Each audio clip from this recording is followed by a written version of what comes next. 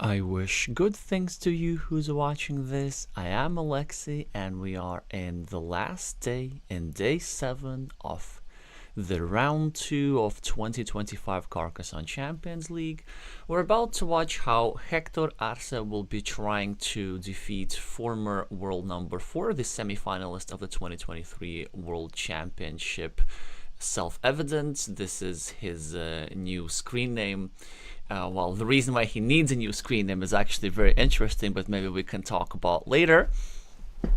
That's Xiangyu Qin of China, and then after that, in an hour, we'll be looking for a duel between Colombia and Hong Kong in Group C. So here now, the Chinese player, of course, playing with the red meeples,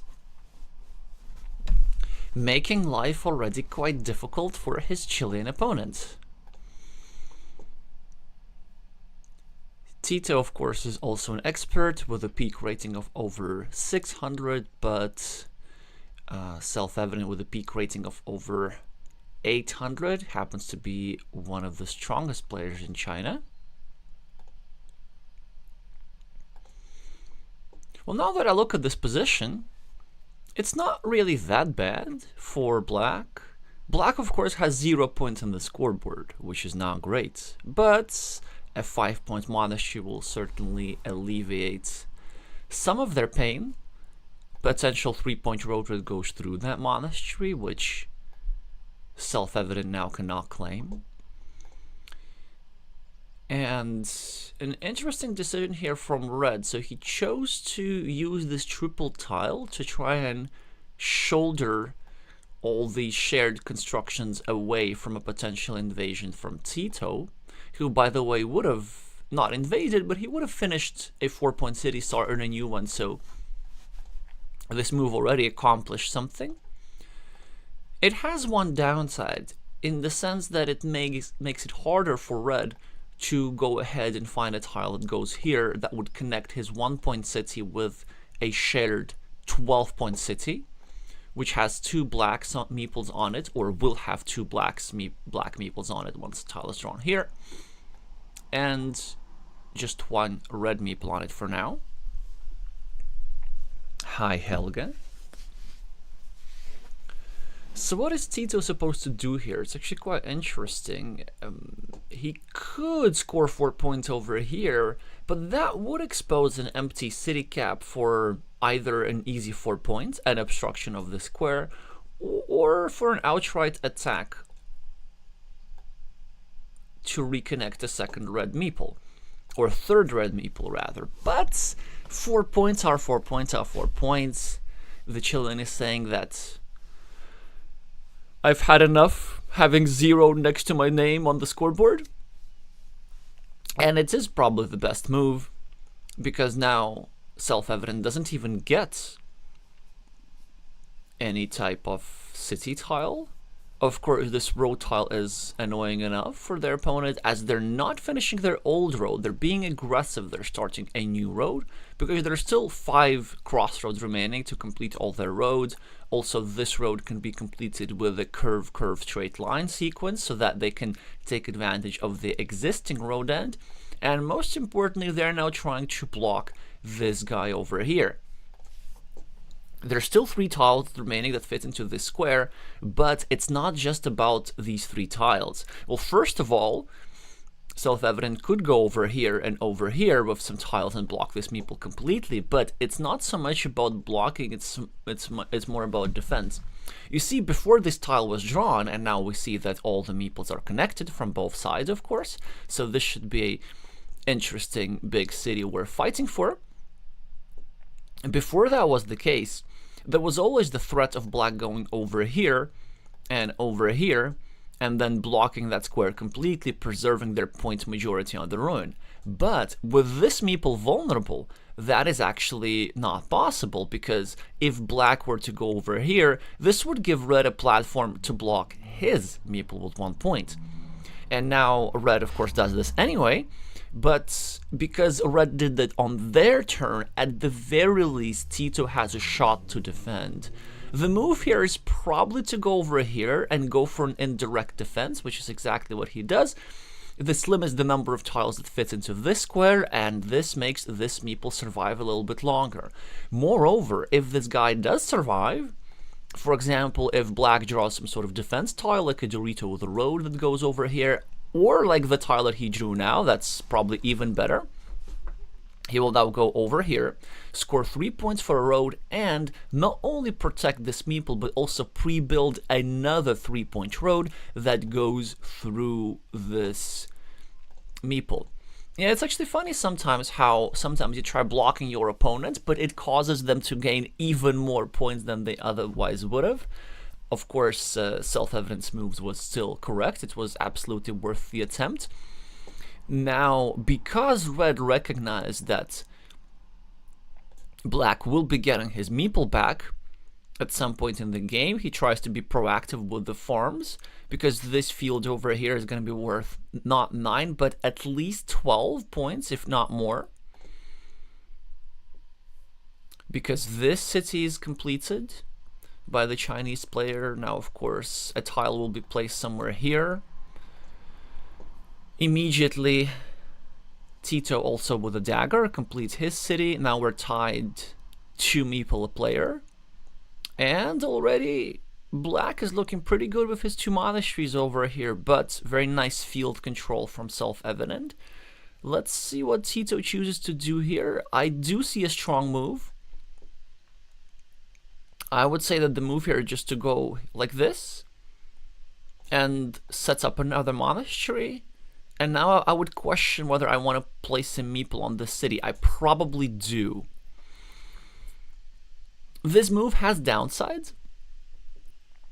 The downside is that we're slightly restricting this square, but there are still 3 crossroads. No. 3 curves that are left to fit into the square. Or 1 road monastery. Now a great tile for Xiangyu. He chooses to try and block, but a fantastic defense for Tito both of the time. So city plus road tiles are kind of few and far between. I wonder why he hasn't placed this move instantly. I think I know the answer. This is because he's debating whether to meeple that city.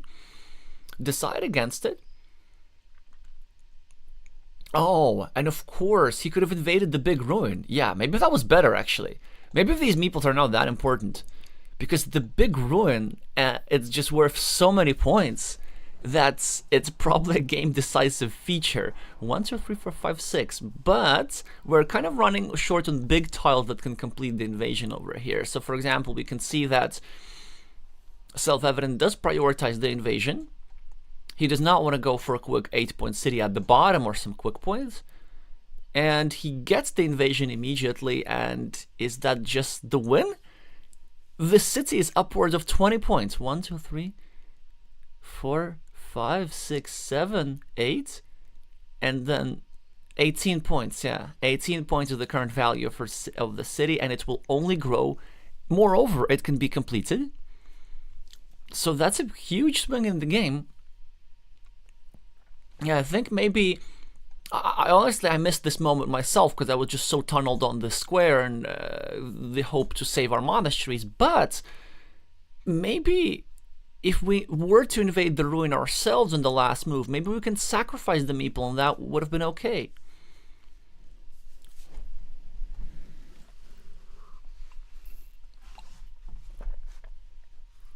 Black with quick points. Self-evident now probably has to take the last monastery spot and use his last meeple. As uncomfortable as it is, you just really can't leave this alone with 3 more monasteries remaining. And this would be the way for black right into the game. If black were to get 3 monasteries, this would give them 27 points upon completion of 3 monasteries, which happens to outscore the ruin, with the difference that they would get their 3 meeples back to then just abuse all the red meeples on the board, including this farmer at the top. Even though this 12-point field is fairly closed, there are some invasion opportunities. maybe over here on the left through a curve or through some other monastery. Yeah, and Self-Evident here is being smart. He's actually trying to block a reinvasion next to the ruin, but I doubt whether it's worth sacrificing the monastery spot. So as Tito, what we probably want to do, we want to make sure that this is somehow blocked, although it's actually easier said than done.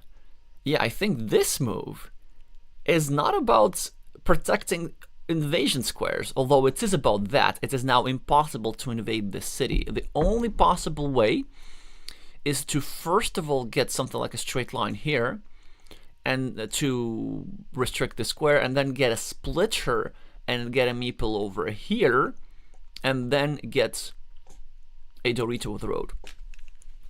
But I think this move is more about trying to complete the city, because there are still 3 Doritos with the road remaining that fits over here, and there were still multiple tiles that fit over here in this square as well. And there's also the combo of the last left-handed dagger plus one of the many vanilla city caps. So actually Red has a pretty good chance to finish his city. Oh, isn't that interesting? And Tito can't really do much about it. He probably just has to go over here and build up his monasteries. But still, because there's still 4 vanilla city caps, Tito can try and draw one and use it over here to block this here square. Xiangyu is building up his field at the top, which is now worth 15 points, and Tito has not yet consolidated, so he cannot attack that field yet. But a great tile for Tito, but not the obvious move to notice. You don't score 2 points here or here. The move here is to go at the bottom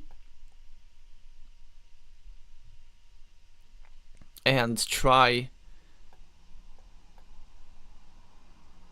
to obstruct this road a little bit, whilst also pre-finishing your own road. So something like a Dorito with a road, which would go nicely in this square over here, or even better, a dagger tile. And Hector does find this move, and now Self-Evident is preparing to finish the city, but of course Tito is going to block it. It was still absolutely a worthy attempt, with 3 Doritos with the road remaining, and it is adding 1 more point. So you could say that it is sacrificing a city cap. Instead of taking 4 points over here, he takes 1 point over here, but the threat is so big that in terms of win percentage, it is absolutely worth it. And also, it actually is a wash, because now Tito is not able to use this city cap to score 4 points. This would be complete madness, and he just has to go over here to block that city. The only decision is whether you place the city cap outwards or inward. He chooses to place it outwards to allow some blocks with tempo. You're really looking to block this here road square, but Tito now gets a straight line,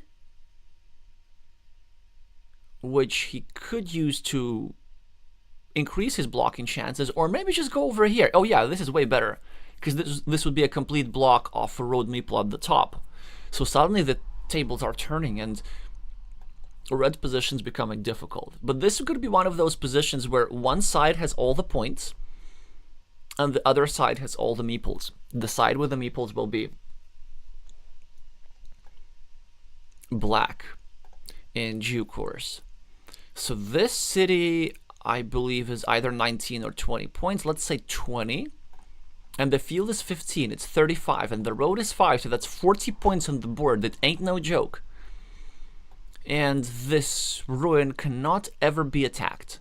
So you just might as well add these points to the scoreboard directly. But Self-Evident gets a fantastic tile, Road Monastery, that allows him to keep scoring.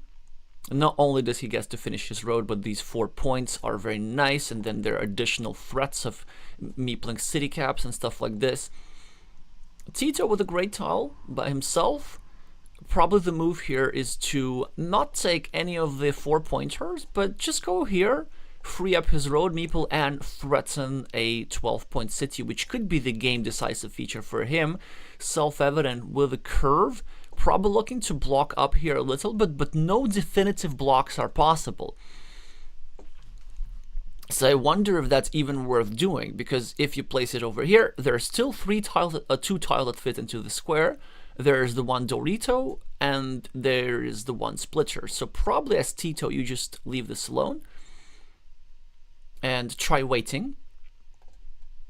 And you start by scoring 4 points over here.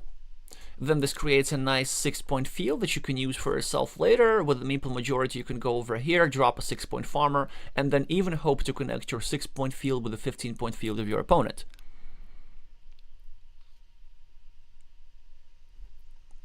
Oh, thank you for correcting me that there's no Dorito left, so there's only the splitter left. And of course, there are some other combos available, such as the cow tile plus a city cap. QAZ here with the starting tile, looking to continue his block. Tito with a monastery now needs to realize that it would be foolish to sacrifice a boatload of points and go block and go defend. Of course, you go over here, you take 9 points and you take 2 meeple back. I know that some players, some even expert players, would be tempted to go over here. But no. Meeples are not that important, and he will be losing a meeple, but that's okay, because he gains a meeple elsewhere and a boatload of points, and it's still a great position for black now. Despite all these points over here, despite the farm over here, despite the monastery over here, these 16 points on the scoreboard plus this little ruin, and more importantly 3 meeples still left to play, should give black enough time to rectify his field situation. QAZ with a Dorito tile that does not fit here anymore just shows you how important it is to block your opponent in time. And blocking is what he does. This move makes it harder for black to finish his monastery, but not impossible, because there's still one starting tile remaining, and if that were to happen, then also black will be meepling a nice juicy city here. I wonder if as Tito you just ever go here, you meeple this 5-point city, and then you try to complete it. And I don't think I'm miscounting, no, only 3 starting tiles on the board. So the 4th one is lurking there somewhere in the depth of the Carcassonne tile stack. A move that jumps to my mind immediately is just going over here and attacking the farmer, or at the very least having a field of our own. But before we make that decision, we need to count up any potential invasion tiles, and also decide how we're going to solve the problem of re-invasions, because if you go over here, the field becomes so big that reds can absolutely afford to drop their last meeple somewhere here and re-invade from above. And this is actually not the easiest position. Even though Tito's 20 points ahead on the scoreboard, on the overall point count, Xiangyu's ahead. So 20 here, or 19 or whatever, and again 40 points on the board here. Monasteries almost cancel each other out, that's 38, and then they are 6 points here, so 32 points. So actually 12 points Tito's behind. He now goes for the city idea, which gives him 5 points immediately. He's now only 7 points behind for the price of a meeple, which he should be able to compensate. Like, he should be able to get 6 and maybe invade the field. But what this move does here, it gives him another option of winning. This gives him that 50% chance at the moment to just draw that starting tile, meeple a new road, and finish the city. And Tito can now defend. As QAZ tries blocking, Tito should go over here and defend his win condition here. Now there's just absolutely nothing that the Chinese player can do other than, of course, draw the tile that fits here. And Tito can still now try and get himself more possible win conditions by going over here and now trying to invade the field. And he wins either with the field invasion or the completion of the city. So that'll be the plan here. In the meantime, red scores a little bit more, so that's a 5-point move, 4 for the city cap and 1 for the monastery, which should put him ahead plus 12 again. If we go over here, we're minus 6 as black. But we have 2 threats and we're hoping to draw 1.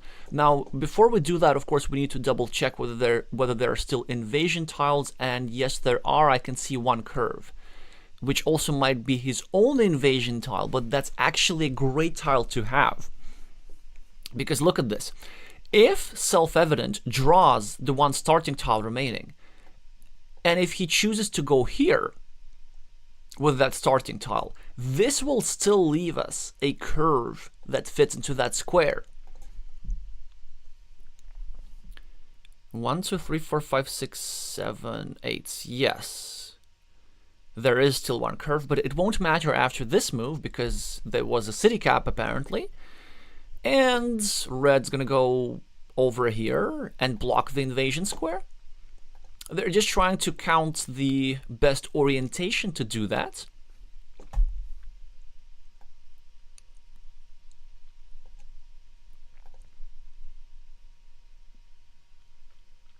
But both of these orientations would block the square because there are no city plus field tiles of any kind, in fact.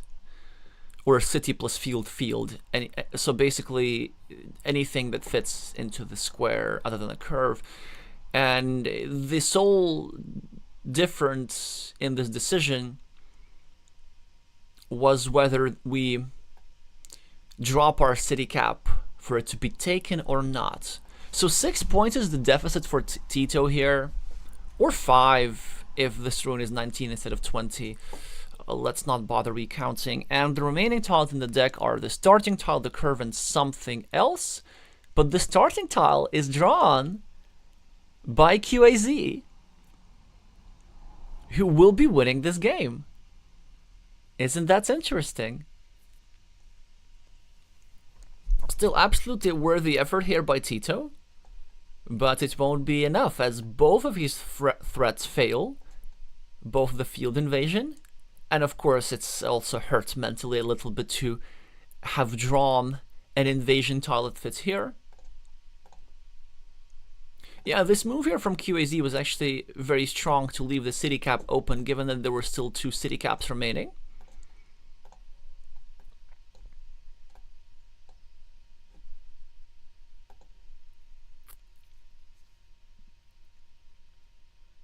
So Tito should be winning this. So he now plus 5 or plus 4. And now he should be plus 7 or plus 8, something like this. It's a great way to turn this game around by Self-Evident, by snatching a big ruin over here. So makes you think if maybe Tito should have gone here with this tile. But again, if Tito were to go for the ruin, he would get those 20 points, but then he would lose a bunch of meeples here. And he would not have been able to meeple a 3rd monastery because this square would have been blocked. So it's double-edged. It's double-edged. This was a very balanced game after the invasion of that ruin, and QAZ just managed to preserve all his fields, and 19 points was indeed the ruin, so 7 points is the lead for the Chinese player. But overall, I think that Tito's playing well. He absolutely has the capacity to respond in the second game.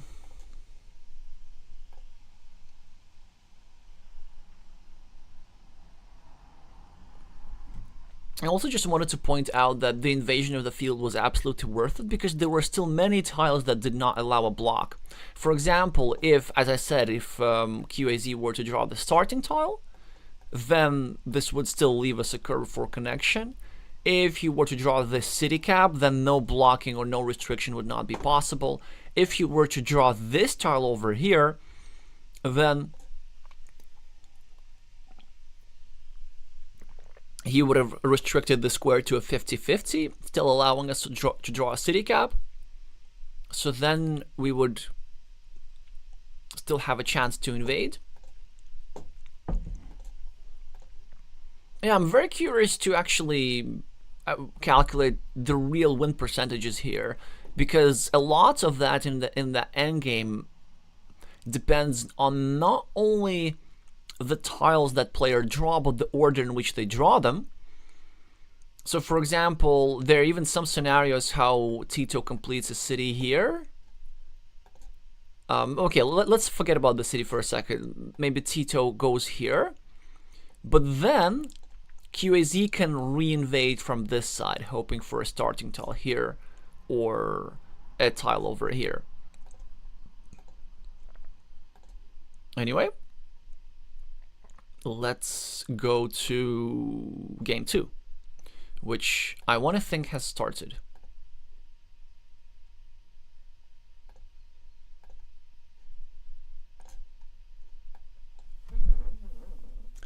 Tito Arce is now rated below 500 as a result of this game, but I hope it doesn't mess with them too much psychologically, as they have been rated over 600 as well. Or, well, I'm not sure. Like, this move is nice, but it's a bit unorthodox. So they get the first monastery. QAZ is kind of struggling with roads, and with these two cities over here, they go for the self-invasion, the high risk, high reward situation. Because there are two meeples in this potential city, it cannot be easily invaded. So black can build himself a sizable city. Maybe they were inspired by the opponent from the previous round.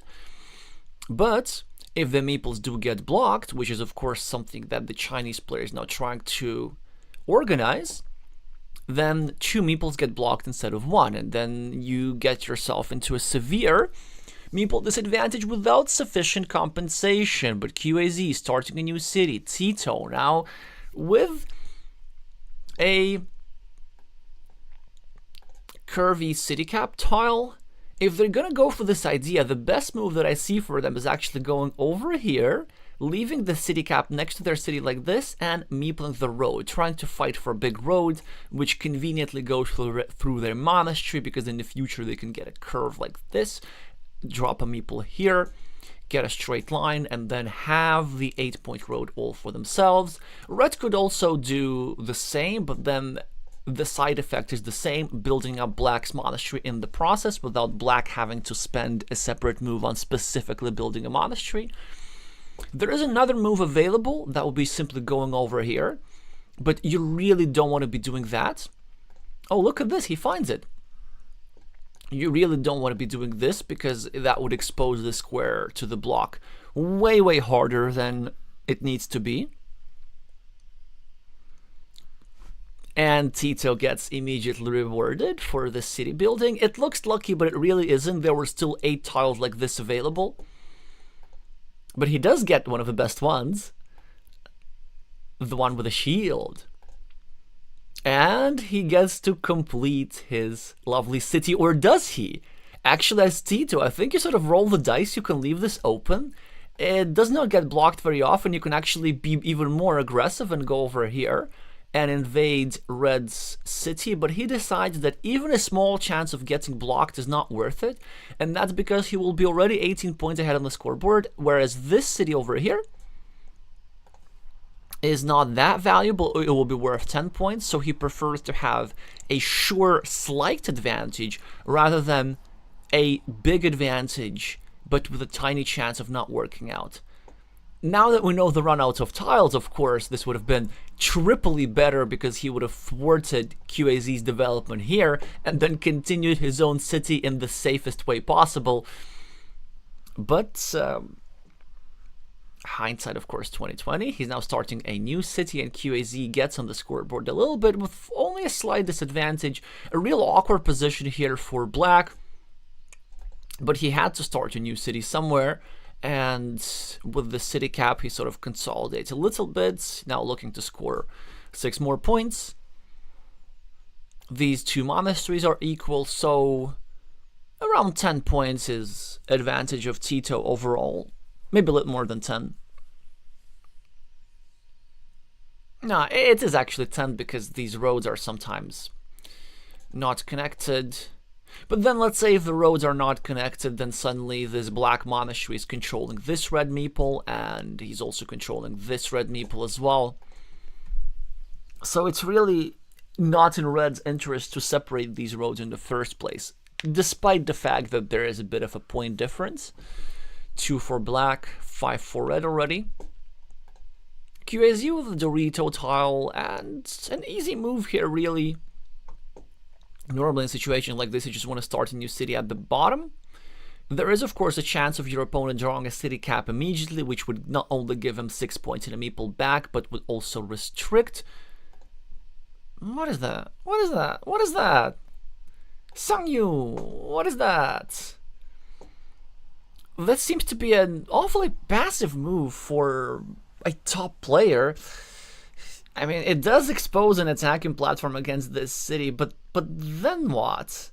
And Tito's now trying to be aggressive, trying to punish him. You know what? Whilst you're attacking my city over here, I'm gonna be using your Dorito tile to build my own stuff.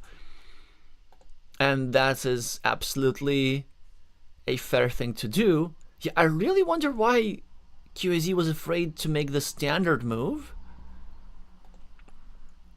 Now Tito gets the splitter and the first crack at the farm as well. QAZ scores 2. Tito will score in response here. And now suddenly we have a bunch of big fields, but red still has a playable position because of this lovely 6-point monastery here. He'll probably even be looking to set up the completion of these monasteries soon enough, but not with this tile. Or with this tile, what do I know? As red, I probably would have preferred to drop a farmer here. This 9-point field looks very juicy, because there are some real dangers here. Like, imagine if black draws something like a horizontal splitter and goes over here. That would be just devastating. Like, the geometry of these... So, normally we say that closed fields are bad, be an open field. But no. Closed fields which don't score a lot of points are bad. Closed fields which score a lot of points are fantastic and way better than open fields that score a lot of points. Imagine a sequence like this. City splitter, farmer here. City cap, and then something like a cow tile. And then whoever goes there, they could potentially inbox themselves on a city that's worth 21 points with just 4 squares. Because 1, 2, 3, potentially 4, 5 completed cities, 6, 7 completed cities over here. And it's not possible to invade that field because it's closed. But maybe this is what QAZ wants to do, given the fact that Tito has the meeple disadvantage at the moment. QAZ finishes his monastery, he goes ahead with the plans to finish another one. Tito now tries to finish his own monasteries, but makes the square slightly vulnerable. He really needs a straight line at some point, and he really needs to dodge a block. Still, 5 straight lines to accomplish everything that he needs, which would include completion of both monasteries and completion of a field invasion. QAZ does not get a decent invasion tile or any kind of invasion tile. You cannot farm with this, but what you can do is maybe go over here and equalize Tito's meeples at the top.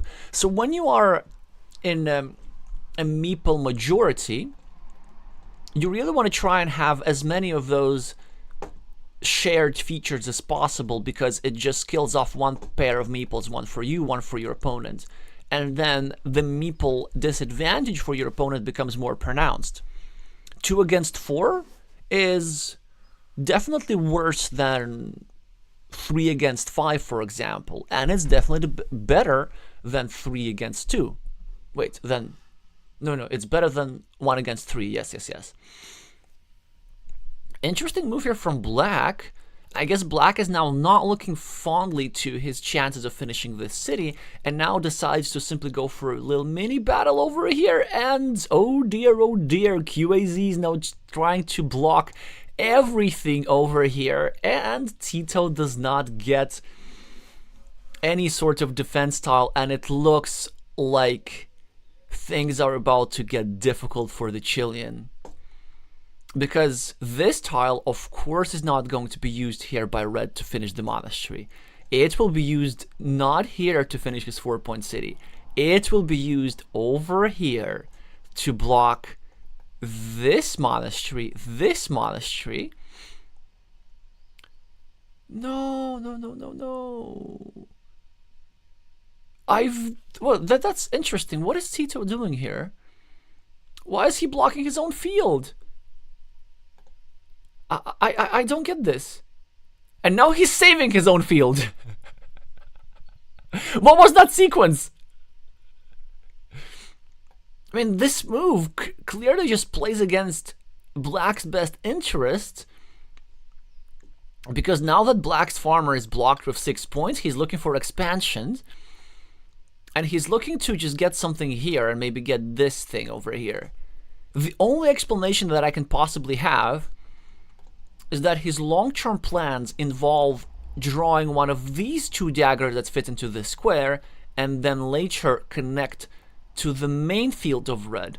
But this also is not in his interest, because Red's field is 9 points, his field is 6 points, and if he just develops that way with only 1 tile, he gets the same 9 points, except that there's no potential for a big field fight.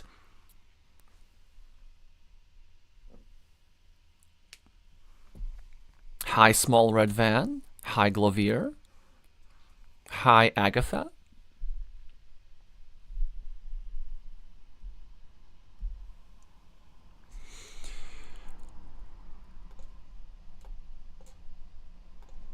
So let's just see what's going on here. QAZ is trying to develop their fields. They're about to lose a meeple for this, for that.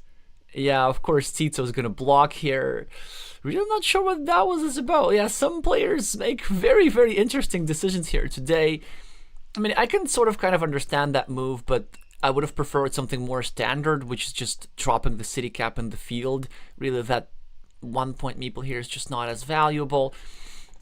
Well, this move did accomplish something. At the very least, Tito did not go over here and connect the 2 cities. But given the fact that the leftmost cities is only 2 points greater than the rightmost city of Tito, well, what does it really matter? It's just 2 points, and he can get the same 2 points anywhere. I need to point out that there's still 1 splitter available, which can be either used by Red to save his meeple here, or by Black to save his meeple here.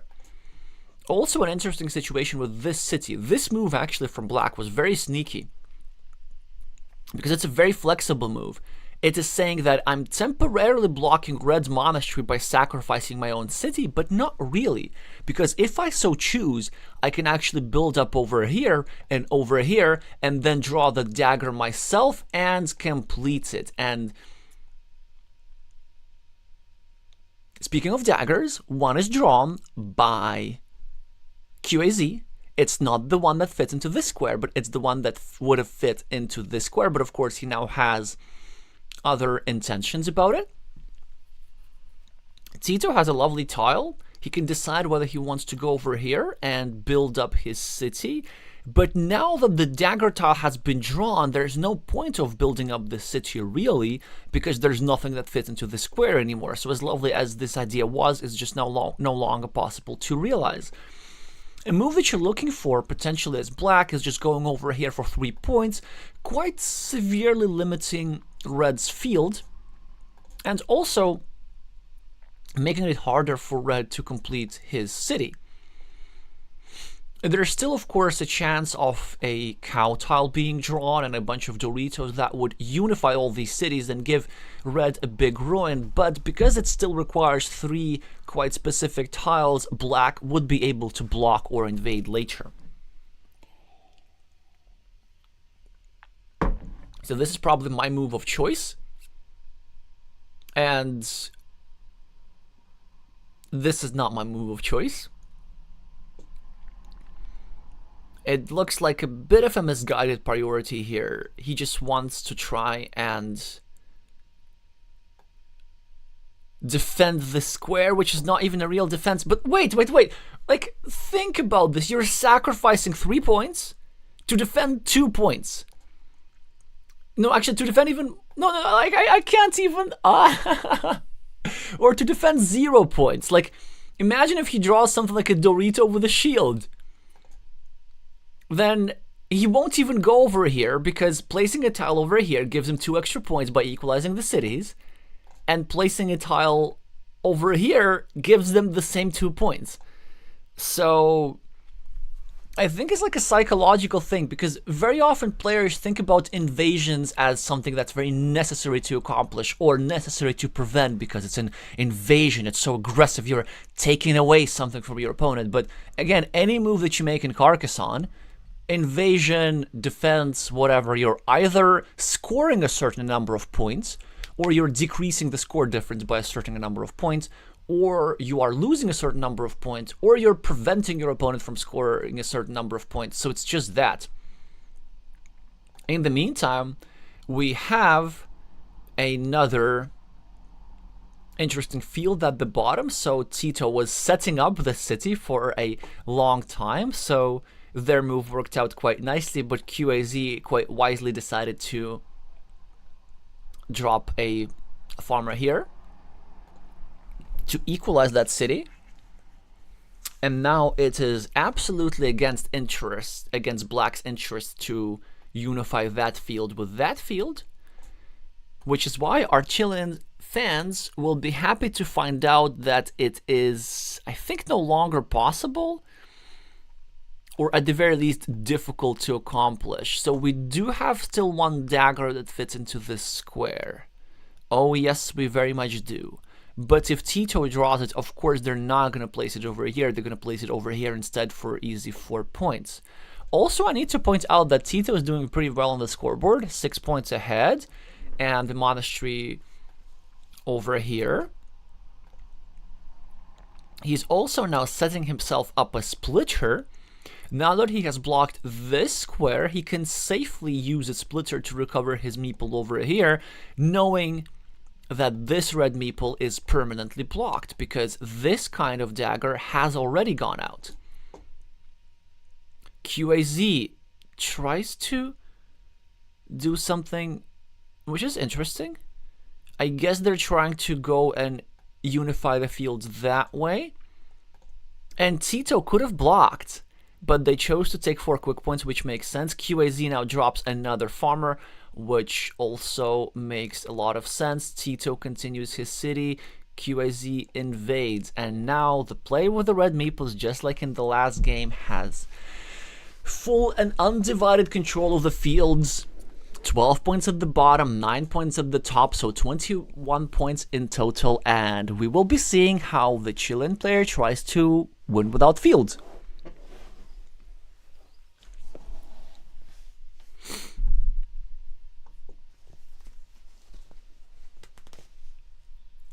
But look at this, Red is thinking whether it's even worth to invade. They can, well, they decide that it is, but there were other options available. For example, they could have gone over here, still trying to set up the last dagger, which I firmly believe is still existent. That will unify all the fields and give Black no chance to fight for the field. But they also could have gone here, because this is a very interesting square. It could allow a lovely re-invasion. Imagine this. Black draws a crossroad, goes over here, drops a farmer over here. Then Black gets the last remaining Dorito with the road, goes over here, accomplishes a field connection, and also takes 5 quick points for this road in the process. Is it unlikely? Yes. Is it possible? Also yes. So the only reason why it is kind of unlikely is the fact that Tito would need to draw crossroads before he would need to draw the Dorito tile. But Wait a second. It is actually totally possible because there's still 3 T crossroads remaining.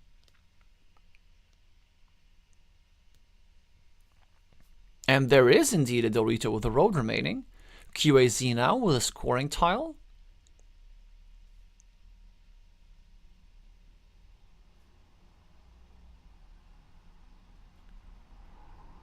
Decides to limit some scoring potential at the top, which does not benefit him. Actually, it was slightly better to take 3 points on the left. The reason for that is that if red were to draw the splitter, then red can no longer use it over here. And even though red could have used the splitter over here, he needs to realize that black could do something like this now and block the square, which is probably something that he should do. You really hate giving your opponent a splitter back, and this would be a complete block for 1 point because this is the last Dorito. This is the last Dorito with the road, I mean, and this is the last city plus roads tile. This is the last big city plus road tile because 3 horses have gone out as well.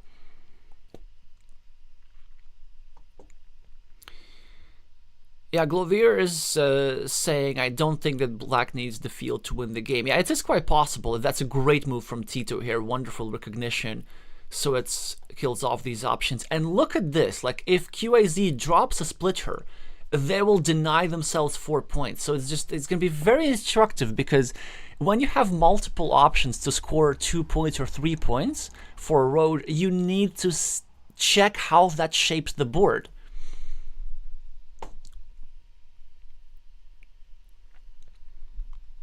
So black, 7 points ahead on the scoreboard. Red with all the fields. Black should actually do something very simple now. And that very simple thing is... Oh, I know. We meeple the road over here. Because there's still a boatload of crossroads available. And then after we go here, the plan is to get to crossroads and then drop a farmer with tempo. It's a bit counterintuitive to just meeple a measly road close to the end of the game when more important things are at stake. But with so many crossroads remaining, it's almost a sure thing. Or maybe Tito's trying to be more ambitious. Maybe he has some sort of winning plan that would allow him to win even if his opponent were to draw all 3 crossroads. But wait a second, I don't think... Yeah, he discards a tile. You never discard a tile in Carcassonne. And also, I'm actually not sure that he should have done that. If you're not gonna meeple a road yourself, then you can just go over here. And it's actually in your interest to protect the square, because you know what? If red were to draw the last dagger, reds can go over here, of course, and score 9 points. That would be 4 for the city, 3 for this field, 3 for this field, and -1 for adding a point to black's monastery. But if black were to put the straight line over here, this move with a city cap here would no longer be profitable for QAZ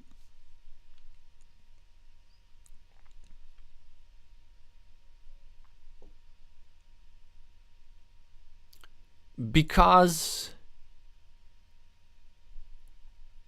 it would unify the farms, and then QAZ would not be scoring twice for these 2 cities. But the dagger is drawn by Tito anyway, who is probably looking to farm at the top, I guess. You don't want to be going over here because that would be losing points. So you take 5, you take 4 for the city and 1 for the monastery. But then you lose 6 because your opponent scores twice for the city. And you see, that's why if this straight line were to be placed over here, then now the fields would have been unified, and this actually would have been a profitable move. Tito attacks the farm when he doesn't have to. Well, I guess that's one way to win the game. This square is sort of kind of hard to block, but I don't think it's impossible. I think he may have been sacrificing some win percentage chances here. Is this really a full invasion? Is this really a unblockable invasion? I want to start thinking. Well, there are the 3 crossroads that go there.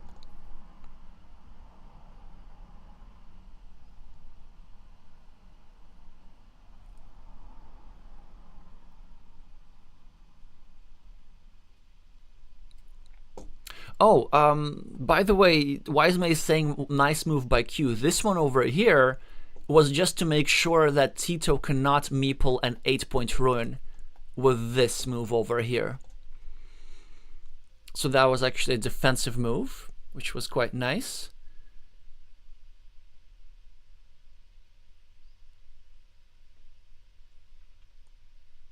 Yeah, what do you even do here as QAZ? You don't get a blocking tile, and you know that there's still 3 crossroads remaining. He decides to meeple a road, I think. He's hoping for a crossroad on his next turn. Or at least very soon.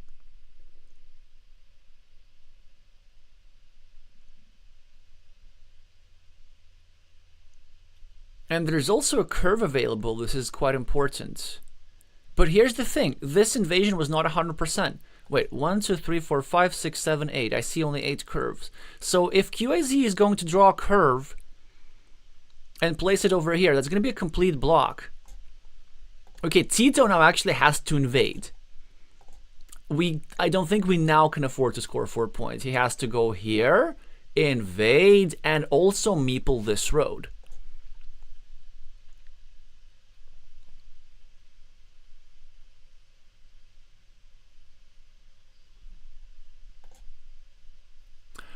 Oh, that's interesting.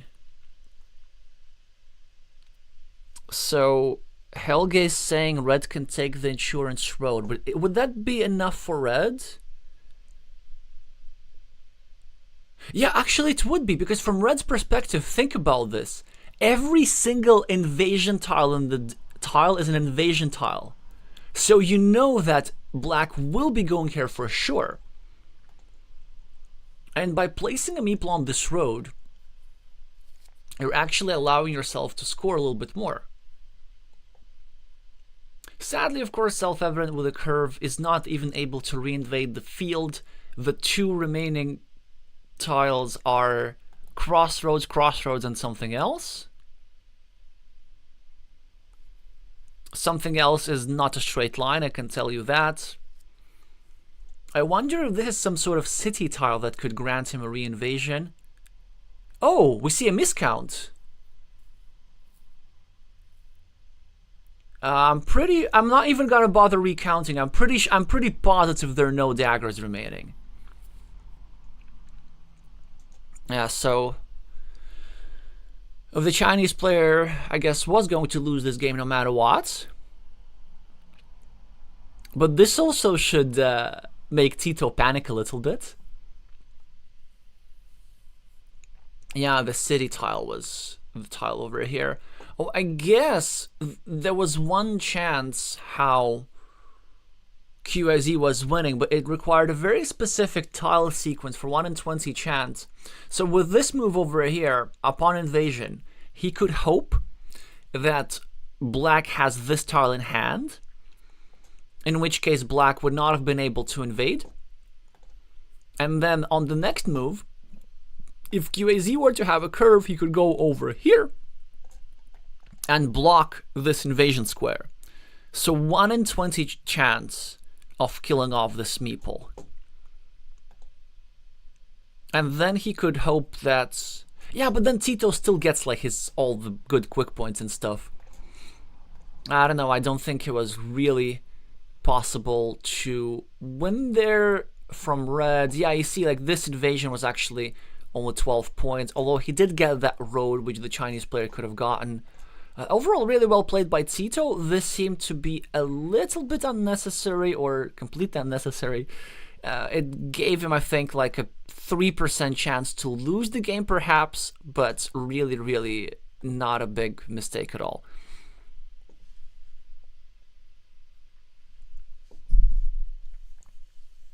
QAZ is requesting a 3-minute break to mentally recover from a fieldful loss. Well, actually, it's not really fieldful because Tito ended up invading his field anyway. So a comeback from the Chilean in the process.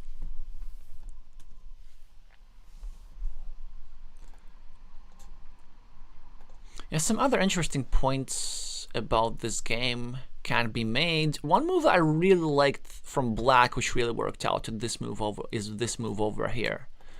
Because it didn't put his eggs in one basket, it still preserved the chances of completing his city if he so chose, or at the very least neutralizing Red's monastery while still have the potential to build up points, and in the end the city ended up completely equalizing this monastery, 8 points here, 8 points here. This could be actually the move that won Tito the game, because with an extra meeple QAZ could have wreaked havoc in many parts of the board.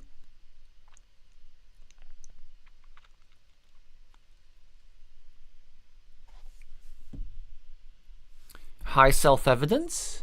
Well, don't you worry, there's still the decider.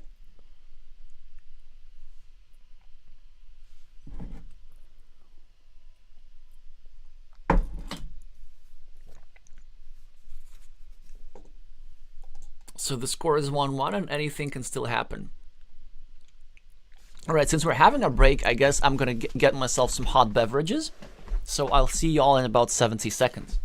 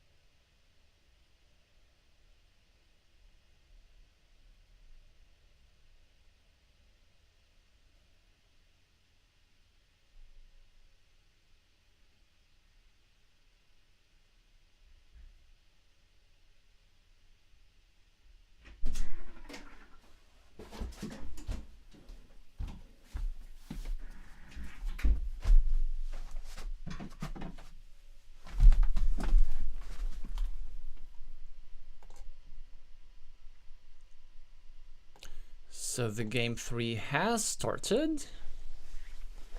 We have our stock of hot beverages, and in this one, self-evident is indeed looking better, I was going to say.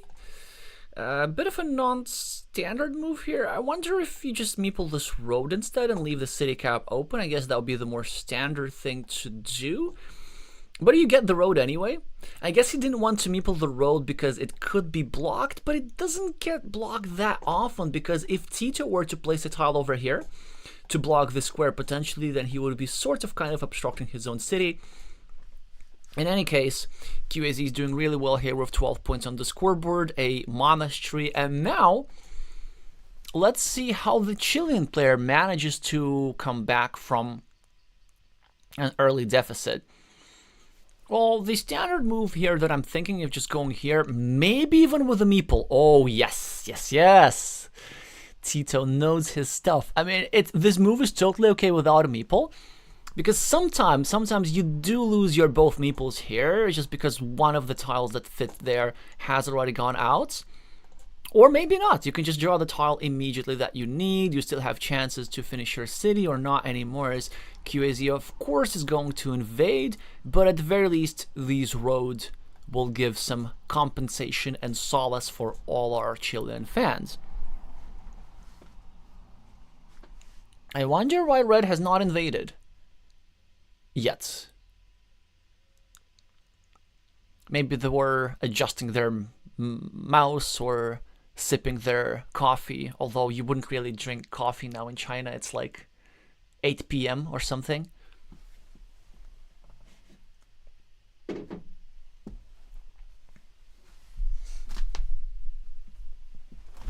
Also, my assumption would be that coffee is not that popular in China in the first place.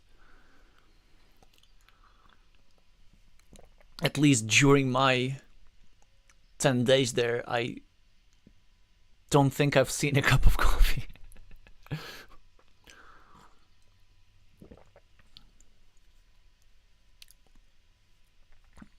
So Tito with a straight line, trying to obstruct QAZ's road a little bit instead of continuing his own. I actually kind of like it. I think the way you want to be continuing these roads is like this, with two curves, or the crossroads in a curve.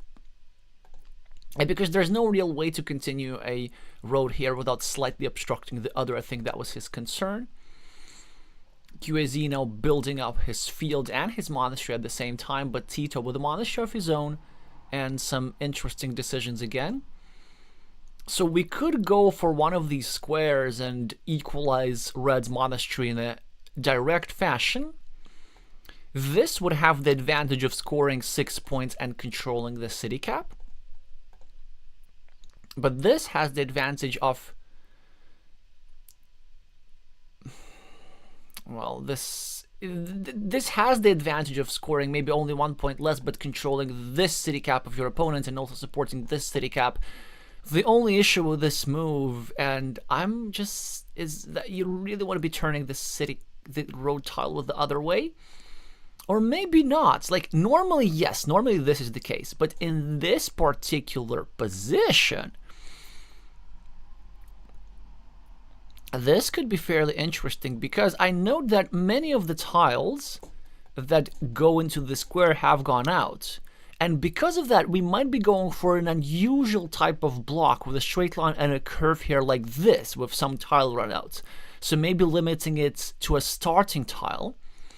Because normally, like most blocks at the start of the game, limit cities towards daggers. So these sort of tiles, they're very important in Carcassonne, because they can help you build cities. Because your opponent will try and block you, and this is how you prevent them. But because of the tile runouts, it has become a little bit unusual. There's potential for a different kind of block in the future. Still, the more I think about this, I prefer the other move. And the reason for that is because this platform over here could be used a bit more effectively to block that square. But maybe it won't end up making that big of a difference. Oh dear, oh dear, oh dear. Somebody's about to lose 2 meeples. The blocker becomes the blockee. And Tito does not get a defense. He does not get any points on the scoreboard. Oh man, what does he do? So do we just go over here and start fighting for a big city? Yeah, he kind of decided this is the case, because he knows from his perspective that he might actually lose his meeple. And so then he is already setting up an alternative win condition for himself. It's like, I can just plow through a big city and hope to get 40 points. And QAZ with not an obvious choice here. Could go here, I guess. Try and block this square, but then suddenly Tito could draw a defense and get himself a nice 10-point city with one of the 2 remaining horse tiles. What else can we do as red? We can just go over here, actually start a new city like this, and then also put pressure on both of these squares. But then again, if our opponent draws a Dorito, then they will be able to connect one of their meeples whilst also defending the other square in this sort of situation. So that's why Q goes for a really strong move, which to be honest I didn't see. But it's really strong. It sets up an invasion at the top or restriction at the top. It then makes it so that if black were to invade over here, this would expose this square from this platform, and then it could be blocked, and black would be with a blocked ruin.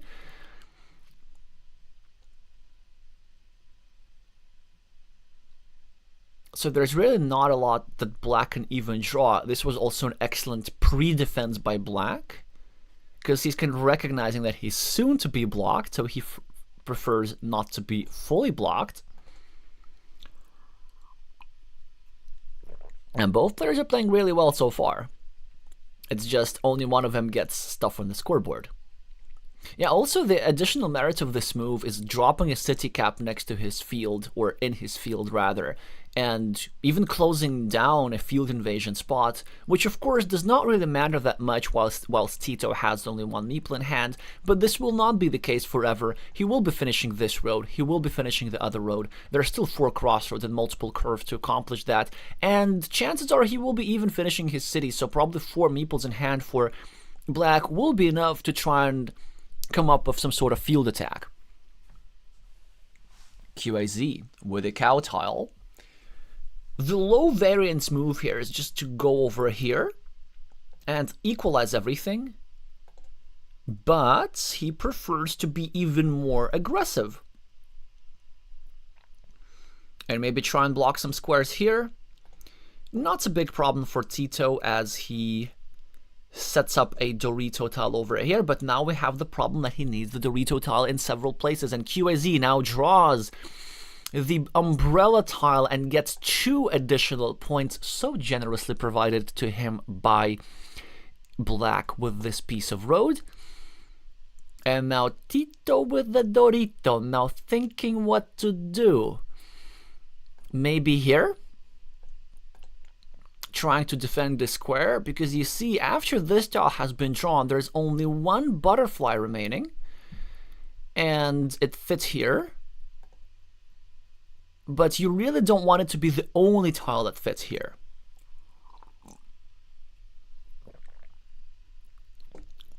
So now black needs a Dorito in 2 places, which again is still okay. He can also now actually go over here and start pre-building a road that goes through his Dorito.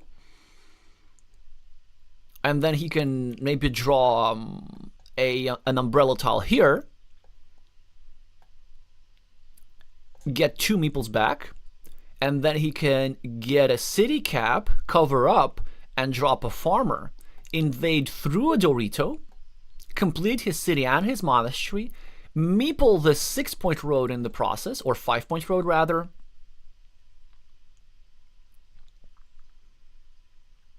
but instead he just adds a point to the monastery so far. QAZ keeps scoring. Tito with a chance to clean off an empty city cap without scoring for himself, but still something worth doing.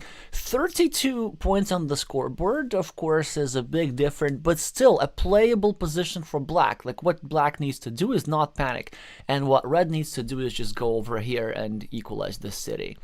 That should be annoying enough to deal with. Maybe red has some other plans. Maybe just going over here at the top and starting a new city by himself is an option, simply taking advantage of the fact that Tito is at a temporary meeple minority and just cannot invade easily. Instead, this time the Chinese player goes for the safer move, just as Tito was preparing to cover up. Certainly must be A sad sight for all Chilean fans. Oh, I guess his other alternative as Red was going over here and finishing his monastery, but Red already has a boatload of meeples. It's not like he needs even more. Tito now, with a city tile and a deficit. I wonder if you just start YOLOing and going for the city yourself. If you do stuff like this, the odds are not on your side, but the reward is pretty juicy.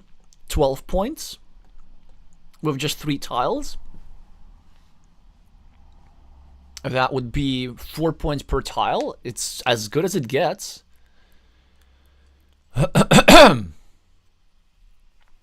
He could also just go here straight away.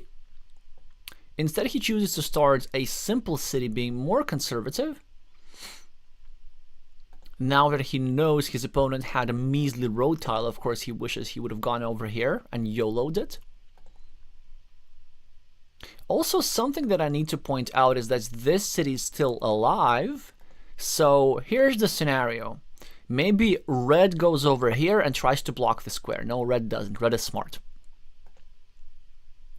But if he were, then suddenly we can draw a Dorito tile immediately, and we can delay the completion of either of these features, and then we can just go over here.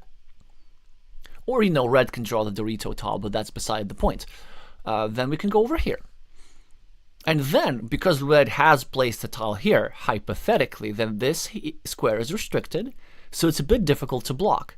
And then suddenly, Tito draws a splitter, and Tito draws a city cap, and finishes himself a 22-point city, and we're back in this. But an extremely sad move here for Chilean fans, as QAZ just invades Tito's city, leaves him without meeples for longer. So a Dorito or a dagger tile at the very least is necessary. So there are 7 tiles in the deck that can help Tito recover a meeple, who now should not defend towards the Dorito. He should defend indirectly, of course. Because you really want to be finishing this with a dagger or an umbrella tile, because the Doritos we need here. The splitter tile is drawn by QAZ, and he didn't find his best move. I mean, this move is okay, like it puts you 36 points on the scoreboard, but he did not find his most annoying move. Now we also know that QAZ is going to go over here, control these 2 roads very, very nicely with a 6-point monastery, which he will also be getting back. This would also be indirectly expanding his field by bringing this. But the more annoying move for Tito, well, I mean, from Red, would have been Red going over here and just meepling this city. And then Black being forced to complete that city. There were still a couple of scenarios how this could have gone south for Red, so Red just went for the textbook safer move, and now goes for quick points, munching, 40 extra points on the scoreboard. And look at this, Tito now finally with a tile which he could have used to recover his meeple, but he doesn't get it. Well, I mean, he gets it, but now the square is restricted. Still, 3 daggers that fit here, and 3 Doritos, like 6 tiles that he can be used to recover his meeple, or meeples plural. And the best move, the best tile sequence is as follows. Okay, actually, again, this is still, like, we still have some chances. So here's what we do. On our next move as Red, we draw, as Black, we draw a Dorito, would go over here. Come on, Dorito. Ah, it's the wrong sequence. So we draw the Dorito, then we use these field invasion platforms, and then we draw this tile and connect into the field and overrun it with 2 meeples, and we still have 2 meeples to play with as a result of these roads, but this is not what happens. So before this move, there was an actual chance. After this move, there's still an actual chance. Okay. So now the plan is just very similar. Now we get any tile. No. We get a curve. We drop a farmer here. We get a crossroads. We score 2 points over here. Then we get a Dorito. We invade into the field. We complete both our features, we sneak in a 5-point road in the process that goes through our city, then we go over here, drop a farmer, win the field, and get like a 21-point field or something. This is a legit plan. What else could we do after? We could draw the other remaining 2 Doritos, going over here, and then a regular Dorito, having ourselves a big ruin. So when you're far behind, planning and daydreaming become synonymous. Because you have to assume that the tiles that you want will be the tiles that you draw, because how else could you possibly win? Tito's now trying to invade the field. Lovely thing, QAZ just finishes a monastery, allows the invasion, but threatens a city, which is actually quite difficult to prevent. Tito probably has to do something like this to limit the options of the tiles that go into that city. Or actually, no. We go here, and then we hope that we draw 3 Doritos, because we need 3 Doritos in 3 places. We need the Dorito here, the Dorito here, the Dorito here. And then this meeple is trapped, like 8% chance of that happening or whatever. But we have to go for it. We're minus 40. Tito's still trying. Oh, whoops.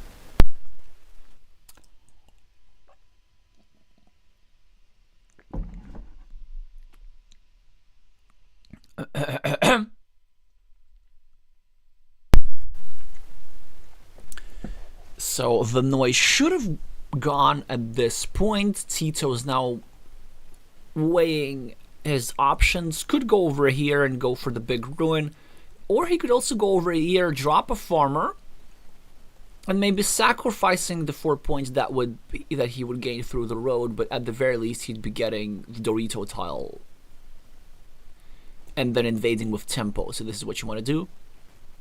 This move here is certainly not a bad option either, because at some point I think you want to be winning those fields, those city points. And actually, maybe you want to be even thinking about completing that city. And is it really that crazy? Dorito, Dorito, Dorito city cap. So 4 tiles, which are not all that specific. Still, by the way, respect for the invasion, though. So 4 tiles. Sorry about that. Man, my voice. Okay, time for some ASMR. 4 tiles, which are quite specific, but still completely possible to draw, and only 1 chance for invasion. And now Tito maybe should be patient. No, he just invades the field, which again makes sense. QAZ gets a blocking tile, or does he not? Yeah, he does. And he has to use it there, because this is the only way for him to lose the game. Yeah, so he is precise. Tito, of course, gets the Dorito tile. This is not something that could have been prevented, by the way, by the Chilean player. But I love the plan here. And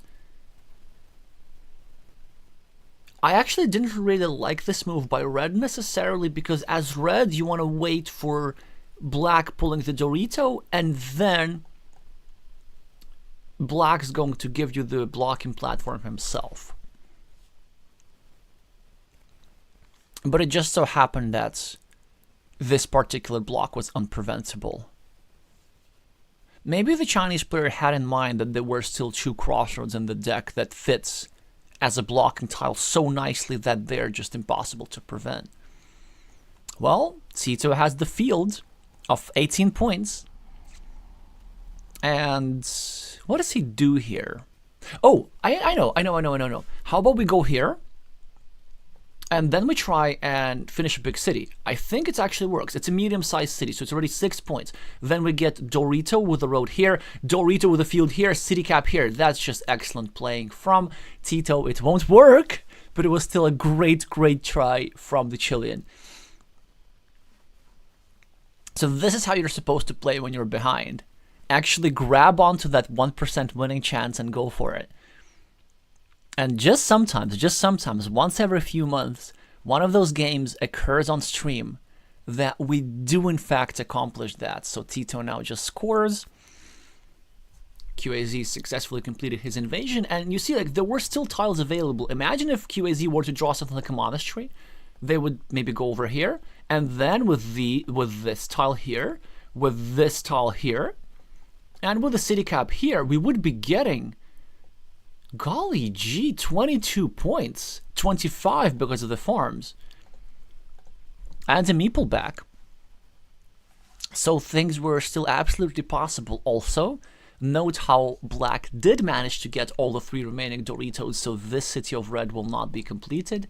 So some great effort, sadly all too little too late, as the quick point scoring from the Chinese player was just unstoppable.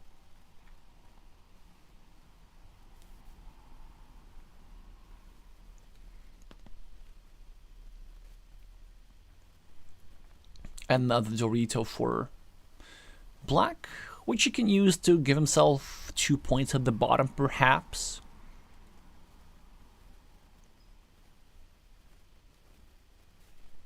Yeah, he cannot go for a city anymore. Although, wait a second, maybe with this move, could Tito have gone over here and tried to finish this city at the top? I doubt it, because I think we're running short on Doritos a little bit. Well, actually, maybe this Dorito here,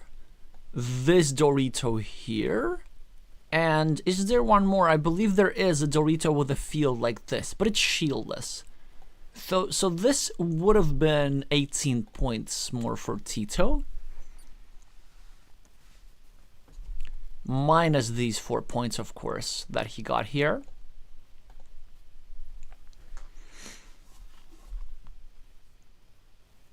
So some chances to score 13 points more than in the actual game.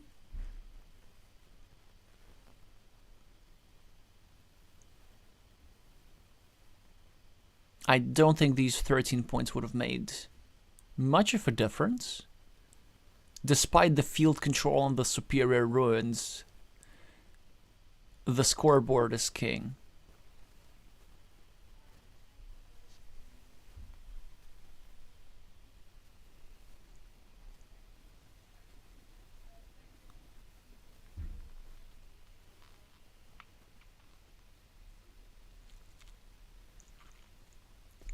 Tito with a curve now. No particularly interesting moves available. Well, I guess he decides to block red a little bit, because apparently red still had one more tile that fits into this square, namely the shieldless horse. The shieldless horse sounds like the name of a tavern or something. A roadside tavern. The shieldless horse. A Dorito is drawn, in fact, by red, so red will be even connecting to Black City on the left, making even more points, and just a measly straight liney thingy, crossroady thingy for Tito, who is going to score 4 points. QAZ is going to get 5 at the top for the city. And that is going to be all she wrote. So we don't get to witness ourselves a cliffhanger or a nail biter or whatever you're going to call it. This was pretty much one-sided, but sometimes Carcassonne is like this. So we still congratulate Tito for taking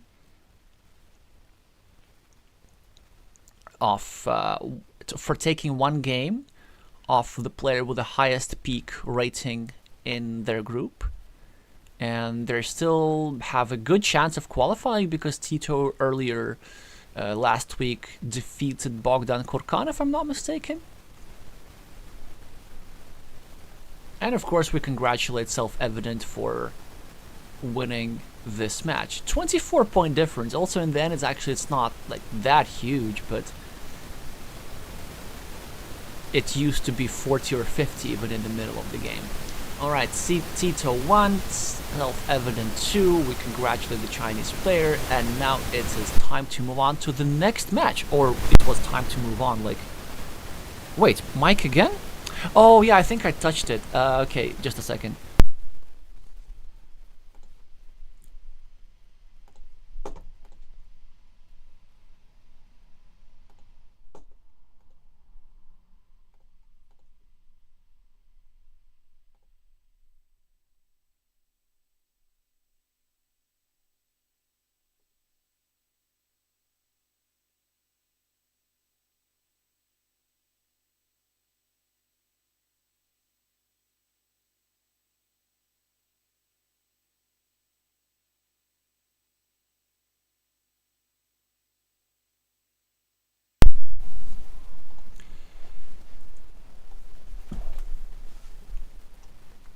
I don't think I fully understand this. Oh, okay, so just as we were going to start, so we get a message that apparently we have a no-show, sadly. But no worries, because there's another duel going on.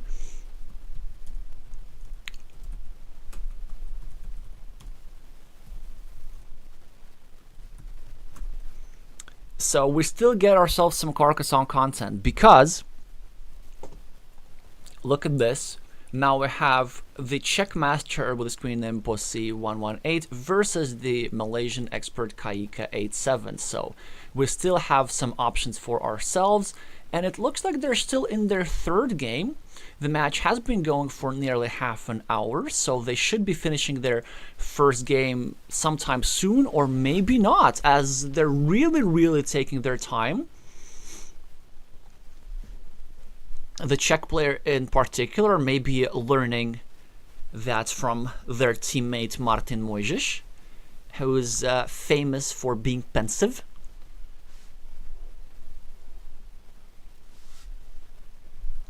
Agatha is saying, I'm surprised that a no-show player won't automatically lose the game. So, yeah, the way the system works, there is some penalty, like you get a warning, and then with 3 warnings, you do automatically lose the game. And it's not just for each match. So, like, the warnings do not reset throughout the championship. So even if you are a no-show against different opponents, then you, like, eventually going to start losing games.